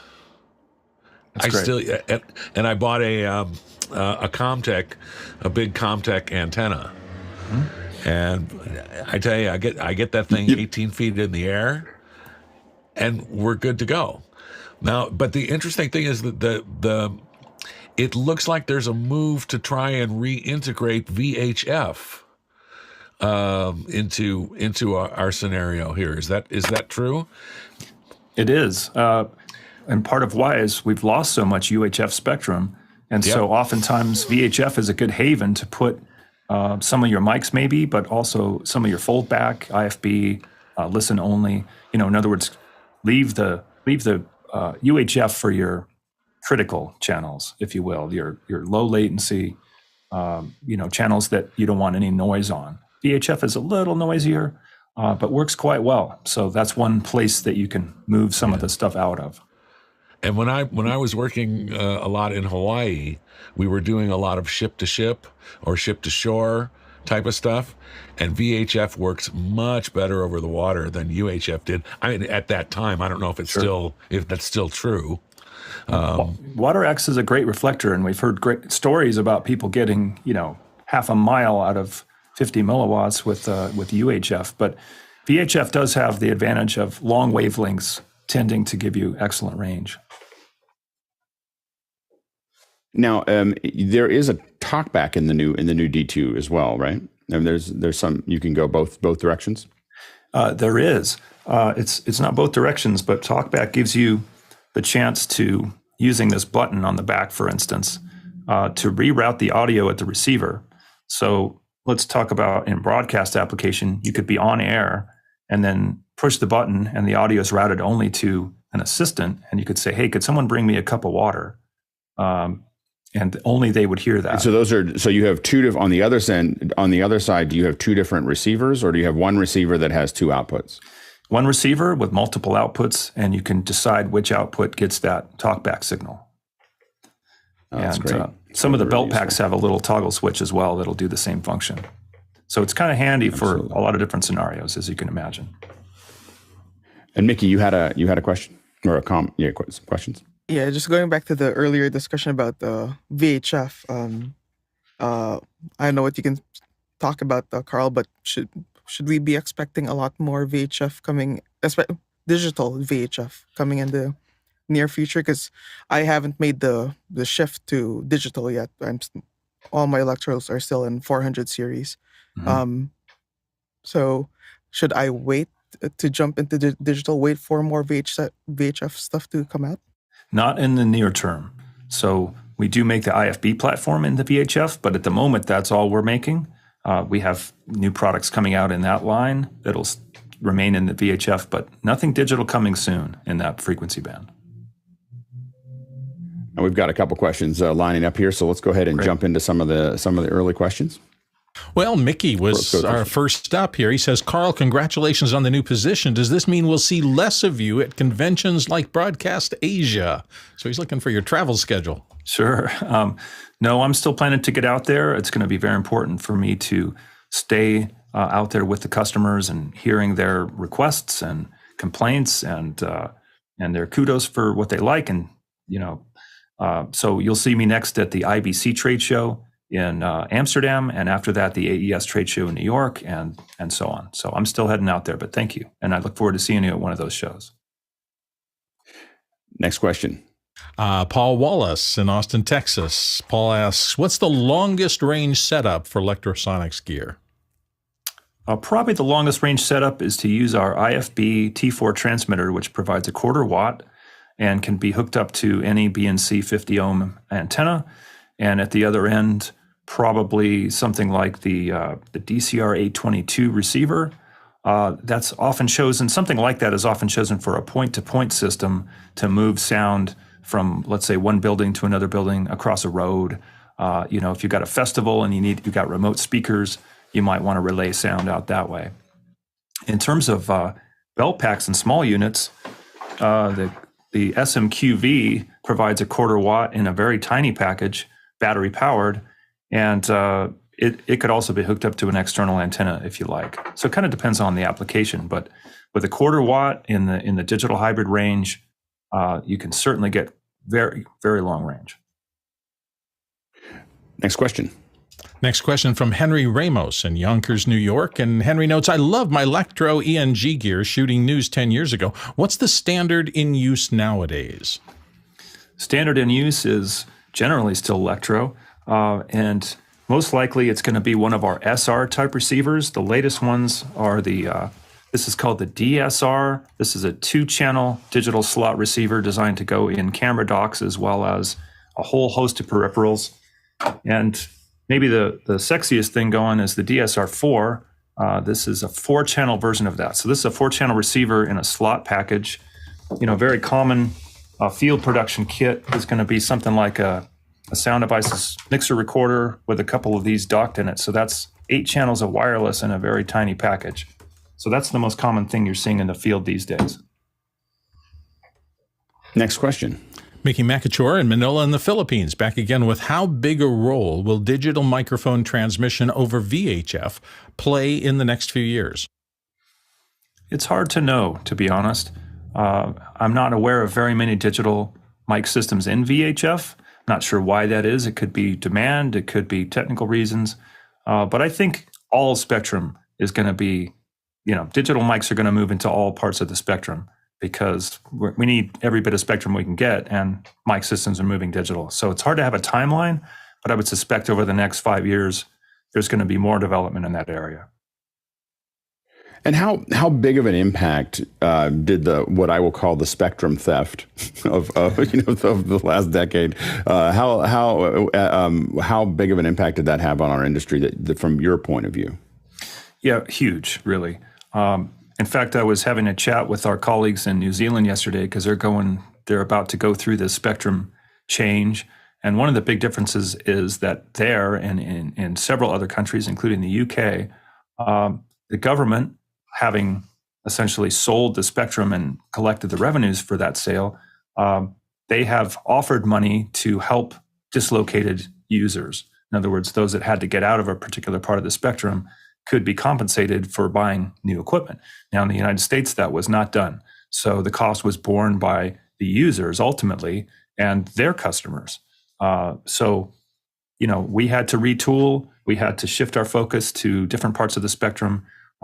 We had to innovate and design new systems, as well as, that cost gets passed on essentially to users that have to buy new gear. So it was quite a big impact, and the majority of it happened in the 2018, 2019 timeframe. Yeah, that's exactly why I call it a theft, is because I understand them moving it, but the government made billions of dollars that actually cost potentially hundreds of millions of dollars for people to, if you look at everybody, churches and broadcast and events, the amount of change that had to be made was not insignificant. Not at all. In fact, I, along with industry colleagues from other manufacturers and some of the news organizations and Disney and so on, we lobbied the FCC in 2014 quite heavily in order to help the industry, essentially. And one of the things we brought up was compensation. You're displacing us, you're making money, let's have a tiny piece of it. They asked how much, and we estimated something like $100 million would just take care of everything, which is a tiny fraction of the $20 billion, that they got. And we were told in no uncertain circumstance, with no ambiguity, that's not going to happen. So it was disappointing, clearly. Now, we were able to get a few concessions. We got additional access to the 941 frequency band that was expanded, and eligibility was increased. But, those are minor concessions. Next question. Next question comes to us from Paul Wallace in Austin, Texas. And Paul wonders, how can you prevent intermodulation with your products? Thanks, Paul. Great question. In two ways. Our hybrid products, particularly the SMQV family, we use what's called an isolator in the output circuit, which allows high power and yet very little intermod. It's a kind of a one-way valve of RF. The key with intermods is that RF gets shared between devices, and when it does, it gets mixed together and output as these phantom frequencies. With digital, the output circuit is much more linear in the first place, which is one reason why you don't see the really high powers. A linear circuit requires a lot of current. So the highest output level from the digital transmitters typically is 50 milliwatts from our units, and we have settings lower than that as well. Many manufacturers stay even further away from that and give you a max of something like 20 milliwatts. And meanwhile, the output is staying absolutely linear throughout that power range, which helps to reduce the intermods quite a bit. So that's typically the ways that we're doing that. Next question. Douglas Carmichael right back with what's the unique selling point of the ASPEN range compared to the other DSP units like the BSS Soundweb? Yes, ASPEN, that's a whole other part of our business that we haven't even really talked about, is our automatic mixer systems. And ASPEN was the latest generation of that system. Part of it is that we use what's called a fixed architecture rather than a drag and drop type system because we know what the optimized chain of audio is. So one of the big selling points with ASPEN is you can use all of the settings on all of the channels all of the time. So essentially every plugin you can imagine, every filter, every cross point, and there's no restriction because the hardware is capable of doing all that. So that's a pretty big one. And these systems are based around a 48 mix point matrix, which gives you tremendous flexibility. But I will have to add that the ASPEN is coming to the end of its life. We've had it in the line for about 15 years, maybe a little more. And now it's hard to get the parts for that product line. So the very last large installation of ASPEN just went into Australia for their court system. So you won't see too many ASPENs in the future, unfortunately. Next question. Mickey's back from Manila in the Philippines. Will there be a more channel dense version of venue form factor in the future, or is 4-channel half rack what we should be expecting? Yes, 4-channel half rack is what to expect, giving you 8 channels and 1 RU. That's about as dense as we're looking to do for the performance that we expect out of the system. Next question. However, I'm sorry if I can back up a second. No, go ahead. Absolutely. Absolutely. Using this device and a rack, and we have a rack coming, you can get 16 channels in 1 rack space. So that would be the densest. That's great. Next question. It's actually mine from San Diego. Carl, most of my Electro systems had detachable antennas. Are there general rules for changing antenna configs on some of these older systems for wireless audio? Well, you always want to use the appropriate length antenna, particularly on a transmitter where it's a little bit more critical. And as long as the same can you connector explain how the? Can you explain lengths? Antenna lengths. Yeah. Crazy. So, for one thing, we typically color code our antennas. So, for instance, on let's see, here's another one, and that's an indicator of the length. You know, this one is slightly longer. The issue is that these are quarter wave whips. So the center frequency of this antenna is going to be, the length of it is a quarter wave at the center frequency, and these are in the UHF band. So this one is centered on block 21, so somewhere around 540 megahertz. This is going to be the most efficient. So that's the key for whip type antennas. These are quarter wave whips, and you see them on a lot of our products. They're very efficient. They're simple. They can be very robust. We usually use it like a braided steel wire. And the same on receivers. It's just that they've gone to a smaller connector. The SMA has become much more common on portable devices because the devices themselves are so small.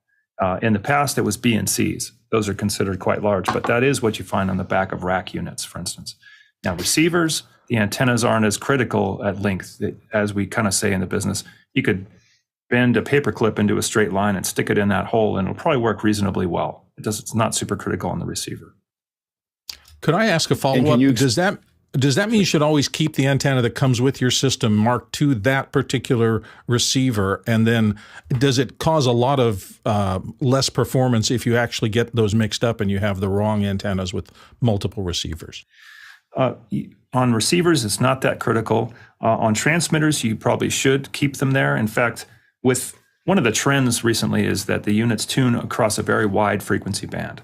our current digital units tune across 144 meg. So it's difficult to have an antenna like this be efficient across that entire band. So we actually put 2 antennas in the box with it.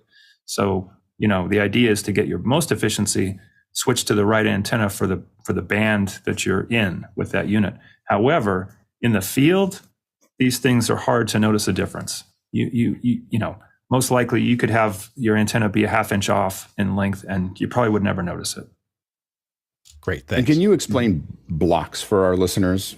Sure. For many years, Lectrosonics units were made in what we call blocks, and each block covers 25.5 megahertz of spectrum. So you would buy, let's say, a transmitter and a receiver, and you'd need to match the block. So let's say a block 21, that's going to cover 537 to 561 megahertz. And, that's all the tuning range you had. About 2015 or so, we started introducing what we called wideband units, and they covered 3 blocks or 75 megahertz. Now they cover 6 blocks.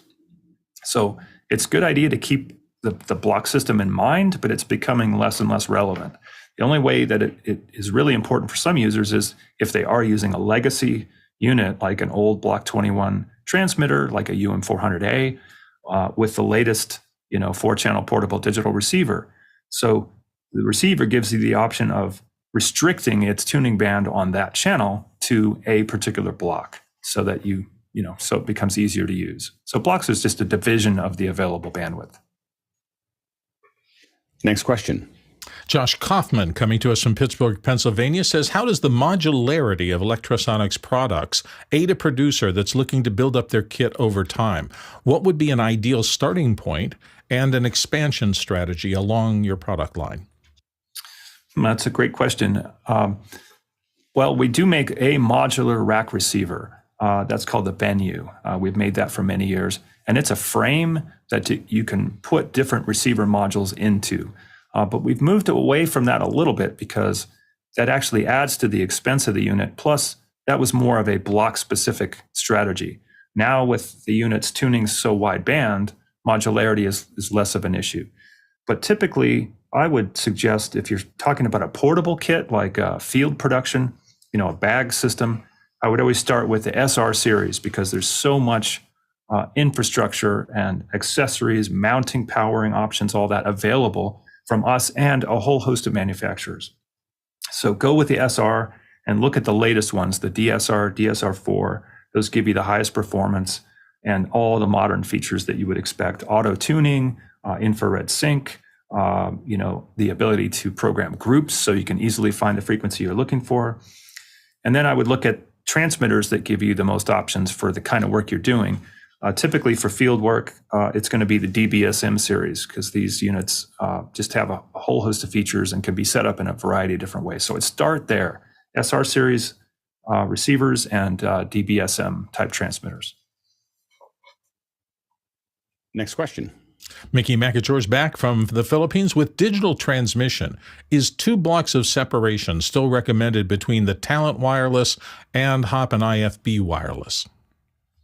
Yeah, it's a great question. In the old days, we would say that if you had an IFB transmitter in your bag, which is physically a small space, and you've got some Talent receivers, receivers are very sensitive. They're designed to pick up weak signals and make good audio.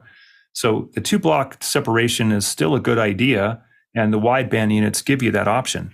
We call that band planning, and it applies on a stage, it applies in a studio, where you've got IFB or foldback or IEM systems that are transmitting into that space. And then you've also got your Talent mics, transmitting into that space and being picked up by receivers. I usually recommend sequestering them, put your IFBs or your IEMs down in one part of the spectrum and then leave some room and then put your Talent mics in a different area. That usually works out best. So yes, I do recommend that. Next question. Paul Wallace, Austin, Texas, back. Does Lectrosonics provide amplifiers? And if so, what frequency, range, and power level are they? And what's the max legal power? Yeah, great question. The max legal power in the United States is for licensed users, 250 milliwatts in the UHF band. And for unlicensed users, it's 50 milliwatts max. In the VHF band, it's 50 milliwatts max, whether you're licensed or unlicensed. And we do make filter amps in line, the UFM series, so the UFM 230, the UFM A1B1, and so on. We also make an antenna combiner that's a power combiner designed to work with our IEM system. So it takes 8 inputs and comes out one single antenna output. Those are all sort of related, but and there's also amplified antennas like the ALP690. So it depends on which part of the system you're talking about. But we've got amplifiers and filter amps for different applications. Yeah, and combining those signals is not trivial. I mean, it is, if you're talking about 8 signals, as someone who's worked on that, getting 8 signals in and having them come out of one antenna is not a minor problem. And that's so that you could have multiple IFB, multiple guests or hosts or other talent, and you're all able to deliver that to them in the same antenna. Exactly right. Yeah, power combiner is something you see it most commonly on stages where you have just huge numbers of IEM mixes being transmitted onto a stage, but also in a studio where you might have 3 or 4 or 5 IFB or IEM feeds, and you don't want to have separate antennas for each of those and have to separate them physically. So you can come into a combiner, which essentially attenuates those signals and then has a very robust, very linear power amp, RF power amp, to drive the output and boost the signal back up to its normal level. Yeah, they're not simple and they're not cheap. Good ones. Yeah. Next question. Marty Adius, Maryland. How critical is the stiffness and positioning of the transmitter and receiving antennas? It's not super critical. For these transmitter antennas, this is very thin braided wire in a PVC jacket. And as long as it keeps its length, that's about what you're concerned with. You certainly don't want to fold it over and, wrap it with tape or something like that. You're going to short it out. But one of the key things, particularly with transmitter antennas, is you want to keep that antenna away from skin on the performer. And there's a couple ways to do that. Oftentimes with theatrical productions, costuming will have a sewn pouch that this goes into, and they'll keep it away from the skin. But in other types of productions where you're really hiding the unit and you're wearing normal street clothes, becomes a little more of a challenge. So people have devised a lot of different ways to do that, including using a piece of shrink tubing, a little strip of foam or something, just to give it a little bit of physical separation. Otherwise, much of the RF energy is absorbed. Now, in receiver antennas, you're talking about generally a larger structure, and those have a stiffness already in them. For instance, like the paddle type antennas, like our ALP series, is on a very thick circuit board material, so they're not flexible anyway. And the key there is to keep them away from large metal objects. Like you want to keep it away from a big air conditioning return vent or like an automobile, things like that, because those are reflective surfaces and they'll change the polar pattern of the antenna. Next question. Can I just? Oh yeah, go ahead, Greg. Yeah, go ahead, Greg. Carl, we used to have the concept where the vertical or horizontal orientation of the antennas was a big deal as well. Yeah. Does that still hold true? It does. And so what he's talking about is the original design of wireless mic systems wanted to take into account, particularly when they moved into the UHF band, they're sharing the airwaves with television broadcasts, which are much more powerful. And television broadcasts use what's called horizontal polarization.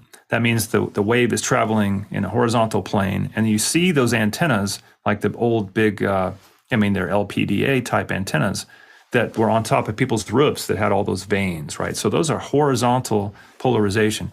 So the idea was, if we use vertical polarization, their signal is getting here 90 degrees off axis or 90 degrees polar, and that gives us some attenuation naturally from the TV signals. So we want to keep our antennas vertical for best performance. In some cases, though, that's not realistic. Like in a handheld mic, we use a helical antenna that's in the tip there, and it can kind of be in any orientation and still do well. But there's also helical antennas or circularly polarized antennas used for receivers, and you see those. Many manufacturers make them, from professional wireless systems to RF venue and so on. And those work well for that reason, that they can pick up the signal in any orientation. The truth is, the signal tends to bounce around a lot and get reflected and get distorted anyway. So their idea is, hey, if we pick it up as a circular pattern, we're going to capture all the energy. The downside of that is it's sensitive. It's just as sensitive to horizontally polarized TV broadcasts. So there's always a trade-off. Marty, you wanted to follow up? Yeah, that's actually, thank you, Karl, for expanding on something we talked about just a little bit ago before you came on. And my reference to stiffness is, we've seen transmitting antennas where they're actually just a limp wire. And whenever you put the transmitter on somebody, it just flops right over. Yeah.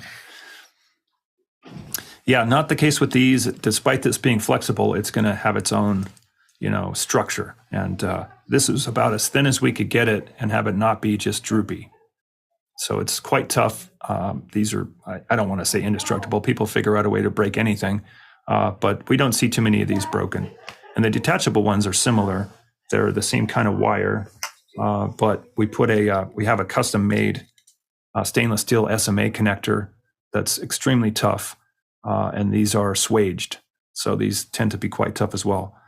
But yeah, you're absolutely right. I mean, the antenna should be maintained in some kind of line, if you will. So it's very bad practice to, let's say, take your lav mic and wrap the mic around your transmitter and have your antenna captured and then stick it in a shirt pocket, for like a pastor or something. Oh, I don't want those wires, Yeah, well, that's not going to work so well when you do that.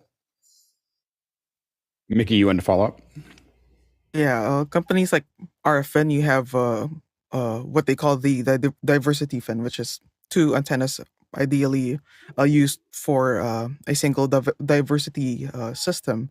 Yep. One antenna being vertically polarized LPDA with omnis on the horizontal field. So That's right. in some situations, I guess having your diversity antennas, your pair of diversity antennas polarized differently, one vertical and one horizontally, can give you advantages in uncontrolled situations. It's also interesting that, like with the Lectrosonics has an antenna that's called, I think, the coax or something like that, wherein coax, yeah. It's simply a coaxial cable that has been prepped in a way so that it acts like an antenna. And those situations make it really handy to be able to very, very easily mount the antenna in unconventional locations. So while giving the having your both transmit and receive antennas in the same polarity, that would certainly give you benefits. It's not like a massive downside in your receive capabilities if they're not exactly the same. No, again, in most environments, you get a lot of reflections. So a lot of that energy is going to end up in the antenna, and the diversity system in the receiver will take care of figuring out where the stronger signal is coming from, which antenna. But yeah, the coax antenna is an interesting device, and it's not as well known as we'd like it to be. As you said, it's really handy. When I first started here, I know that the first time I learned about this antenna was that they were using them for surfing competitions. They would take our watertight unit, put it on the surfer, and then use one of these coax antennas to run the cable up the back of the surfer and have the tip poking out above their shoulder. So no matter where they were, you had almost direct line of sight from the shore all the way out to the surfer. And, quarter mile, half mile of range, no problem, simply because that antenna element was exposed and had direct line of sight. So they're really handy. But in installations, they could be handy because you can stick it in the corner of a room and paint over it. And it's like there's nothing even there. And yet it's a dipole antenna, and it's going to have really good pickup from that area. So they're a handy tool, and you can make them yourself. We have a YouTube video showing how to do it. And that's been one of our most popular viewed YouTube videos. That I never thought of just installing it into the wall. That is that's the key. That's the key thing to walk away from today. Anyway, next question. Next one comes to us again from Mickey in the Philippines. How do the current generation of receivers compare to the legendary 411A? How about compared to the SRC, which I currently use most often? Mm-hmm. Sure. Yeah, the 411A is a famous product of ours that was introduced in 2003 or so. It was one of the earliest digital hybrid products, and it's really well known to be extremely robust, and people still use them, still love them. We can't make them anymore. We can't get some of the parts, unfortunately, but it had a good 16, 17-year run, which is pretty amazing for any technology product. It really set the standard for what a portable receiver could do. So our answer to that was that we wanted to make a receiver that would perform as well as the 411A, but provide 2 channels in the same physical footprint, since there's so much mounts and people are used to that form factor. And that's the 822. So this is exactly the same size, same cross section, but 2 channels and a digital receiver with the same or even superior performance. So that's the 822. Based on that design, then we came out with the DSR series. So the SRC fits in there, only that it's the predecessor to the latest digital products, the DSR and DSR4. But it's a great question. I mean, the 411A is still renowned for its performance. The only problem is it's really big and heavy by modern standards. What was was there a huge impact for you with the AKM fire that happened a couple of years ago? Absolutely. Did that affect much of your work? It did. Yeah, it started a chain reaction of parts supply issues that, frankly, only now are we really over. Last year, we spent time redesigning something like 14 products to use new different, A to D and D to A chipsets, as well as FPGAs and other chips that were based on some of the substrates that AKM supplied. So it was quite problematic, as I know it has been for many of our colleagues in the manufacturing business, all the way from Yamaha mixing consoles to other wireless manufacturers. And it definitely caused a problem. Because it was basically the AKM fire was the DA-AD converters, and then everyone started looking for other ways to handle it. And as they found them, they just sucked the supply out of much smaller supply chains because no one had ever ordered that many before. Is that about what happened over the next couple of years? It is, yes. And like I say, they also made certain substrates and raw materials that other chip manufacturers were using, or parts manufacturers. So it was devastating. There was a point where you couldn't even get cars because they couldn't get certain kinds of chips. There's a lot of A to D converters in cars these days for tire sensors and O2 sensors and all kinds of things like that. So it's, and like I say, we're finally gotten over that, but car prices have never come back down. If you've noticed that. Well, once they take that ground, they're not going to give it back. Hey, people are buying cars at twice the cost now, so let's keep it going. Let's just hang on to that margin. Next question. Paul Wallace, Austin, Texas. What happens if 48-volt phantom power is accidentally applied to the balance output of a receiver? Nothing should happen. Our receivers are designed with phantom power protection, mainly because they are used in these portable applications all the time and plugged into camera, mic inputs, and things like that. We did run into an issue. The original Duet receiver, the M2R, it was really never designed to be used connected to cameras, but people started doing that because it's a small, portable, high-quality receiver. So they would take the headphone out, plug it into a camera input, forget that phantom power's on, and poof, blow the headphone output.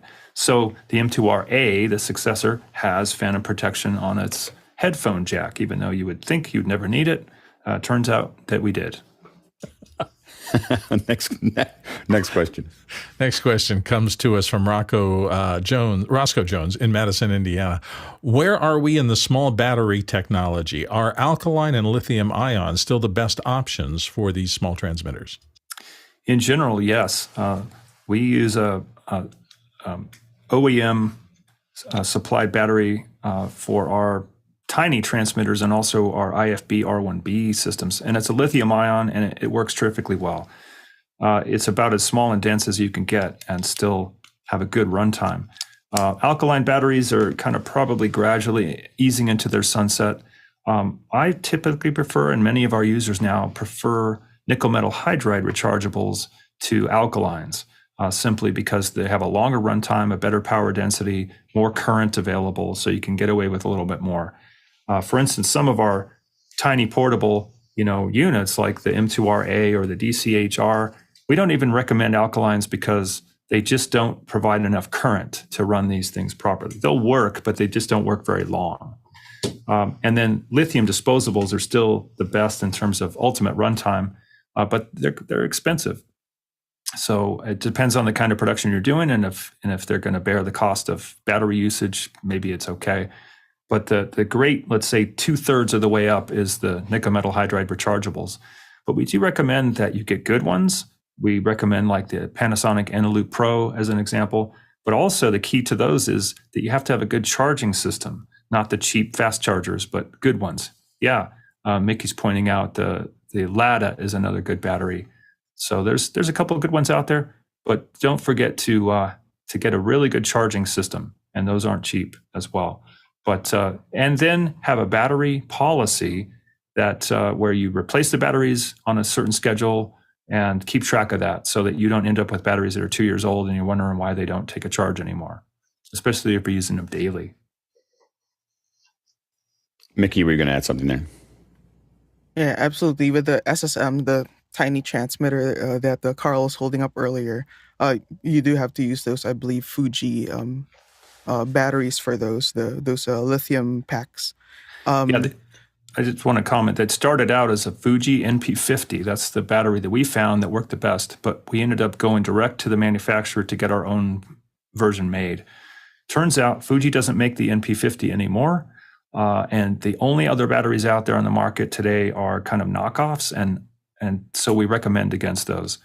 This isn't that expensive of a battery, but it's more than the knockoffs. So we just want everyone to know that if you find Fujis and they claim to be new, they're not. They're a knockoff, unfortunately. Next question. Next one comes to us again from Mickey. Should we be looking forward to a wider band future? Yes, I think that's certainly part of everybody's plan, is to have as wide a band as practical. And you see almost everyone going, we had 1 block and then 3 blocks and then 6 blocks. We have some types of tuning systems that will go wider than that. So certainly with the scarcity of spectrum, wideband is a key factor. Next question. Well, it's for me, and it's a little bit of levity. Carl, what's the story on the Paul Bunyan receiver sitting behind you in your office? Yeah, I love having it back there because it's a great conversation piece. But that is a Halloween costume from a few years ago. So it came as a wireless. Yeah. Yep, and it's the LR, which you're familiar with. You can see here's the real one, and the one back there. It has a display that lights up. The LEDs light up. It's got everything roughly to scale with a connector on top and everything. And it got honorable mention. So that gives you some idea of how competitive the Halloween costume contests are around here. But does it receive? I bet you would have won if it did. Does it actually receive signals? No. That's the question. No. That would be you guys are moving into. Looks like it would. Yeah. Interplanetary wireless was something that. Right. Yeah. It's got more sensitivity. But the batteries are huge, though. That's the downside. Next question. Marty Adius in Maryland, bringing us back to normal with, there are different methods for diversity reception that have been used. What's the difference, and has one become predominant? Yeah, diversity is a great topic of discussion for the wireless technology. I would say that there's probably 3 or 4 different methods in use right now. One of the most common is where you have 2 receivers or 2 receiver front ends, and the signals are blended somewhere in the receiver, and you get one audio output from essentially 2 receivers. We have a number of units that use that.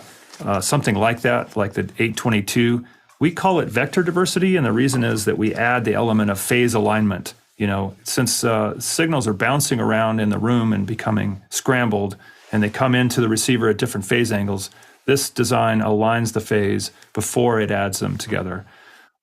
There's also versions of switched diversity, and we use that as well. It's, in fact, the famous UCR 411A that everyone agrees is a top-notch receiver, used the type of switch diversity with the antenna phase. So what it does is you have two antennas, and as we talked about the polarization, what it will do is either add the two antenna signals together in phase or out of phase, depending on what the signal is doing and how much of it is reaching the receiver. That also works very well, and we employ that in a number of our products also. I think that there's types of antenna phase as well, which is where you just have two antennas and the receiver decides which one gives you the signal. And there's some systems out there with that type of diversity as well. So there's lots of ways to make it work.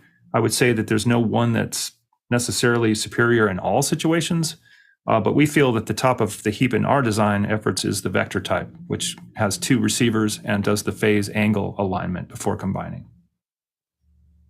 Next question. Matt Parker in Sarasota, Florida is up next. The question is, with the DSQD, how many units can the antenna cable be daisy chained through? Great question. So the DSQD, this is a receiver that has antenna inputs on the back and then antenna cascades. We typically recommend that no more than 3 cascades. So that means a total of 4 units coming off of one set of antennas. Any more than that, we recommend you use an antenna distro system. So antennas into a distro and then to the individual receivers. But I know that there's folks out there that have done more than that in cascades, and the key is to have the units later in the cascade, or lower numbers, if you will, have their frequencies tuned more to the center of their band to avoid the edges of the filter. So that's the little insider's trick, how to get more units cascaded than what we recommend officially. Next question. Paul Wallace, Austin, Texas, back again. What frequencies has Lectrosonics used for its gear in the past? What is about the present and for the future? Wow. Well, when we started with wireless in the mid-1970s, we were using low-band VHF. So these are units in the 33 megahertz range, which was okay for very short distances, like with these portable lecterns, where you're never standing more than 6-8 feet away from a receiver. Later, as we moved into higher quality wireless, we got up into the high band VHF, and we still make products there from 174 to 216 megahertz. So that's a nice range of frequencies that work well. And being higher band, it's lower noise, and they work quite well. Most of our products today are made in the 470 to about 692 megahertz range. Not all of that's legal for use in the US, but we have customers in other parts of the world that use those frequency bands. And that's the meat of the UHF TV spectrum. We also make products in the 941 to 961 band for the US use only. It's licensed use only. And then we have a couple special bands for some other countries, depending on their regulations. I know for some time we made a so-called band 779 for Japan, although I don't think that's in use anymore. And we had some other bands for China and other parts of the world. But most of the world has kind of conformed because of the rise of cell phones and mobile data plans. So we're seeing most of the products being sold between 470 and 692 megahertz. Next question. Peter Belbin in Houston, Texas. Nominal single-cell battery voltage for rechargeables tends to be 1.2 volts rather than the 1.5 volts from non-rechargeables. How does that affect the performance and run times? It doesn't affect either. All of our units use a DC converter inside the unit that's going to take whatever voltage is coming in from the battery and turn it into the internal voltages. These units are running on mostly 3.3 volts inside, or 4 volts, 5 volts, depending, like mic bias. You want mic bias to be at somewhere like 5 volts for some models. So these internal converters, as long as there is some power available remaining in the battery, they will convert inside to the voltages. So you don't notice any performance difference from the beginning of the battery's life to the end of the battery's life until the battery dies. And all of our units have, an algorithm that's running, looking at battery life and saying, oh, you know what, the battery's about to die, so we're going to shut down. So you don't ever get a pop or a whine coming out of it as the battery's dying. In terms of runtime, again, it's just how much power is available, current times voltage. And rechargeables have a lot more current than alkalines. Even though alkalines start out at a higher voltage, they can't deliver the current. So rechargeables can, and we take that current and convert it to the voltages needed. Yeah, go ahead, Mickey. Yeah, along the same lines with the older 400 series, like the SMQV transmitters, or if you put them up to 250 milliwatts to a quarter watt, it'll obviously consume a lot more power than, say, the 100 milliwatt transmission. Definitely. And one thing to note as well with the transmitters and receivers that take two cells, like say the 411 that we mentioned earlier, it takes two 9-volt batteries, but it will still power off of just one, which is like a fantastic I guess I don't know if you call that a feature, but being able to run it off a single battery is excellent. Same deal with the SMQVs. Yes, those are wired in parallel, so you could, in a pinch, run it off a single battery. And when you think about something like a single battery unit versus a dual battery unit, really the only difference is the battery enclosure. So these two units are from two different series, but you get the idea that you could run one of these off a single battery, and if you used a lithium, it would run just as long in this unit as that same lithium in this unit. So it gives you some flexibility. I mean, there are those times when you can only find one battery. I've been there. Next question. Paul Wallace, Austin, Texas. What is bias-T? Bias-T. The bias-T is an inline power inserter for an inline amplifier, like an amplified antenna or one of our filter amps that run off of either external DC or bias power on the coax line itself. So the bias-T is essentially a power inserter. It puts, if you want to call it phantom power, puts DC power on the coax line to be used by a powered antenna. Next question. Back to Mickey again. This time, we love our Dweedle Tones, but what is the future of wireless control of transmitters? Yeah, he's referring to our Dweedle Tone system. This is a type of remote control allowing me to change settings on the units via an acoustic signal, like sending a modem command. It goes over the microphone and is interpreted by the DSP. You can change frequency, change audio levels. The future is clearly wireless, things like Bluetooth. There's some other, remote control platforms that are interesting. The key there is to find a platform that is robust enough to go at least as far as the transmitters in the first place. And our transmitters are known to have long range. So the challenge really is to find a system or a platform that will provide that back channel control that will match the range of the units. But that's clearly the future. And there's some good Bluetooth options these days. And we have the last question. We're not really sure what it refers to, so we're hoping that you understand. I'm going to read it as we written. Looked at it, we were like, what are we doing? Yeah, exactly. Tim McCulloch, Wichita, Kansas. Karl, are there preferred Lectro products to use with the Winkler Potato Projector? Oh, boy. Well, that's a blast from the past, literally. He's referring to the fact that we did a stunt with a potato cannon circa 2009. The idea was, people were doing drop tests, right? And saying, look, we can drop our transmitter from here onto a concrete floor and it doesn't break. So I thought, hey, we could have more fun than that. Let's bring in my 2-inch bore potato cannon and let's fire a transmitter out of it. And so that's what we did. And the results are on YouTube. You can look at it yourself. But the transmitter did not fail, amazingly enough. And we captured audio during the shot. So it's quite fun. It was a big topic of discussion back in the day. So it's great to hear. Thanks for remembering that, Tim. You have to find an aerodynamic potato. I got to do a battery change. Hang on one sec. I love that. He's using his own products for the show. Yeah, there we go. Yeah, that's great. This is what I'm listening on right now. So. Oh, that's great. That's great. Karl, thank you so much for your time. Okay, go ahead. Missed that? Oh, sorry, Karl. Thank you so much for your time. Thanks so much for having me. Wonderful questions. Great to see you all. And come and say hi at the next trade show. Yeah, and thanks again for the support that you've given, that Lectrosonics given us. It's really made a huge difference in the quality of what we're doing. So we really appreciate the support as well. That's great. You're welcome. And for everyone, and of course, we'll go to any of these booths. Karl's oftentimes there, so you can sit there and actually talk to him at many of the events that we cover and many of the ones we go to. We traveled 153,000 miles today. It's 247,000 kilometers, and that is 1.25 billion bananas for scale. All right, let's go. I want to thank everybody for being part of this. I want to thank we have some audio experts here. That we had a great first hour of Q&A on top of having Lectrosonic here.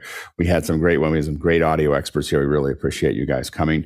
And hopefully we'll keep on doing that. We're trying to, really focus these different days, Monday being business, Tuesday being graphics, Wednesday being audio, Thursday being, and so when you're thinking about what questions you ask, Thursdays being video, Fridays being logistics, Saturdays are a little bit of education and accessibility, and of course Sundays are just general process. So when you're thinking about asking those questions, think on those days and think about what you can ask on those days to keep the conversation going. We really appreciate both the panelists and the producers are asking all these questions, and really, it's a better. Someone was asking me about they had a new product they wanted to show me yesterday. And I said, I just want you to come on the show. Like the audience will ask better questions than I will. so I can only answer. I'm only looking from one point of view, and the audience and our producers are looking from all these different points of view, and it's just a better conversation. So anyway, so thanks to the producers for all the great questions that they asked. And then finally, thanks to the incredible production crew. We have people who are making the show happen, people who are making sure that people know what's happening, the management crew, people who are developing the software and hardware and putting the hardware together that makes this actually happen every single day, 7 days a week for over 3 years. So we really appreciate everyone's effort. Now, we're going to jump into After Hours.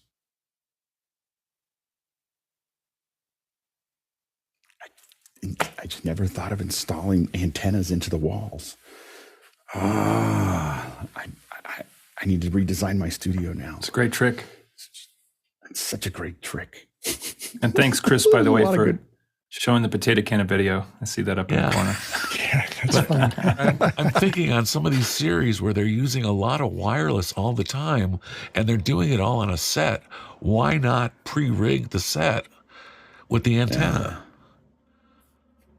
Yeah. They often do, yeah. Do they? Yeah. Okay. Yeah, I've done that in A lot of the studios, home-based reality stuff.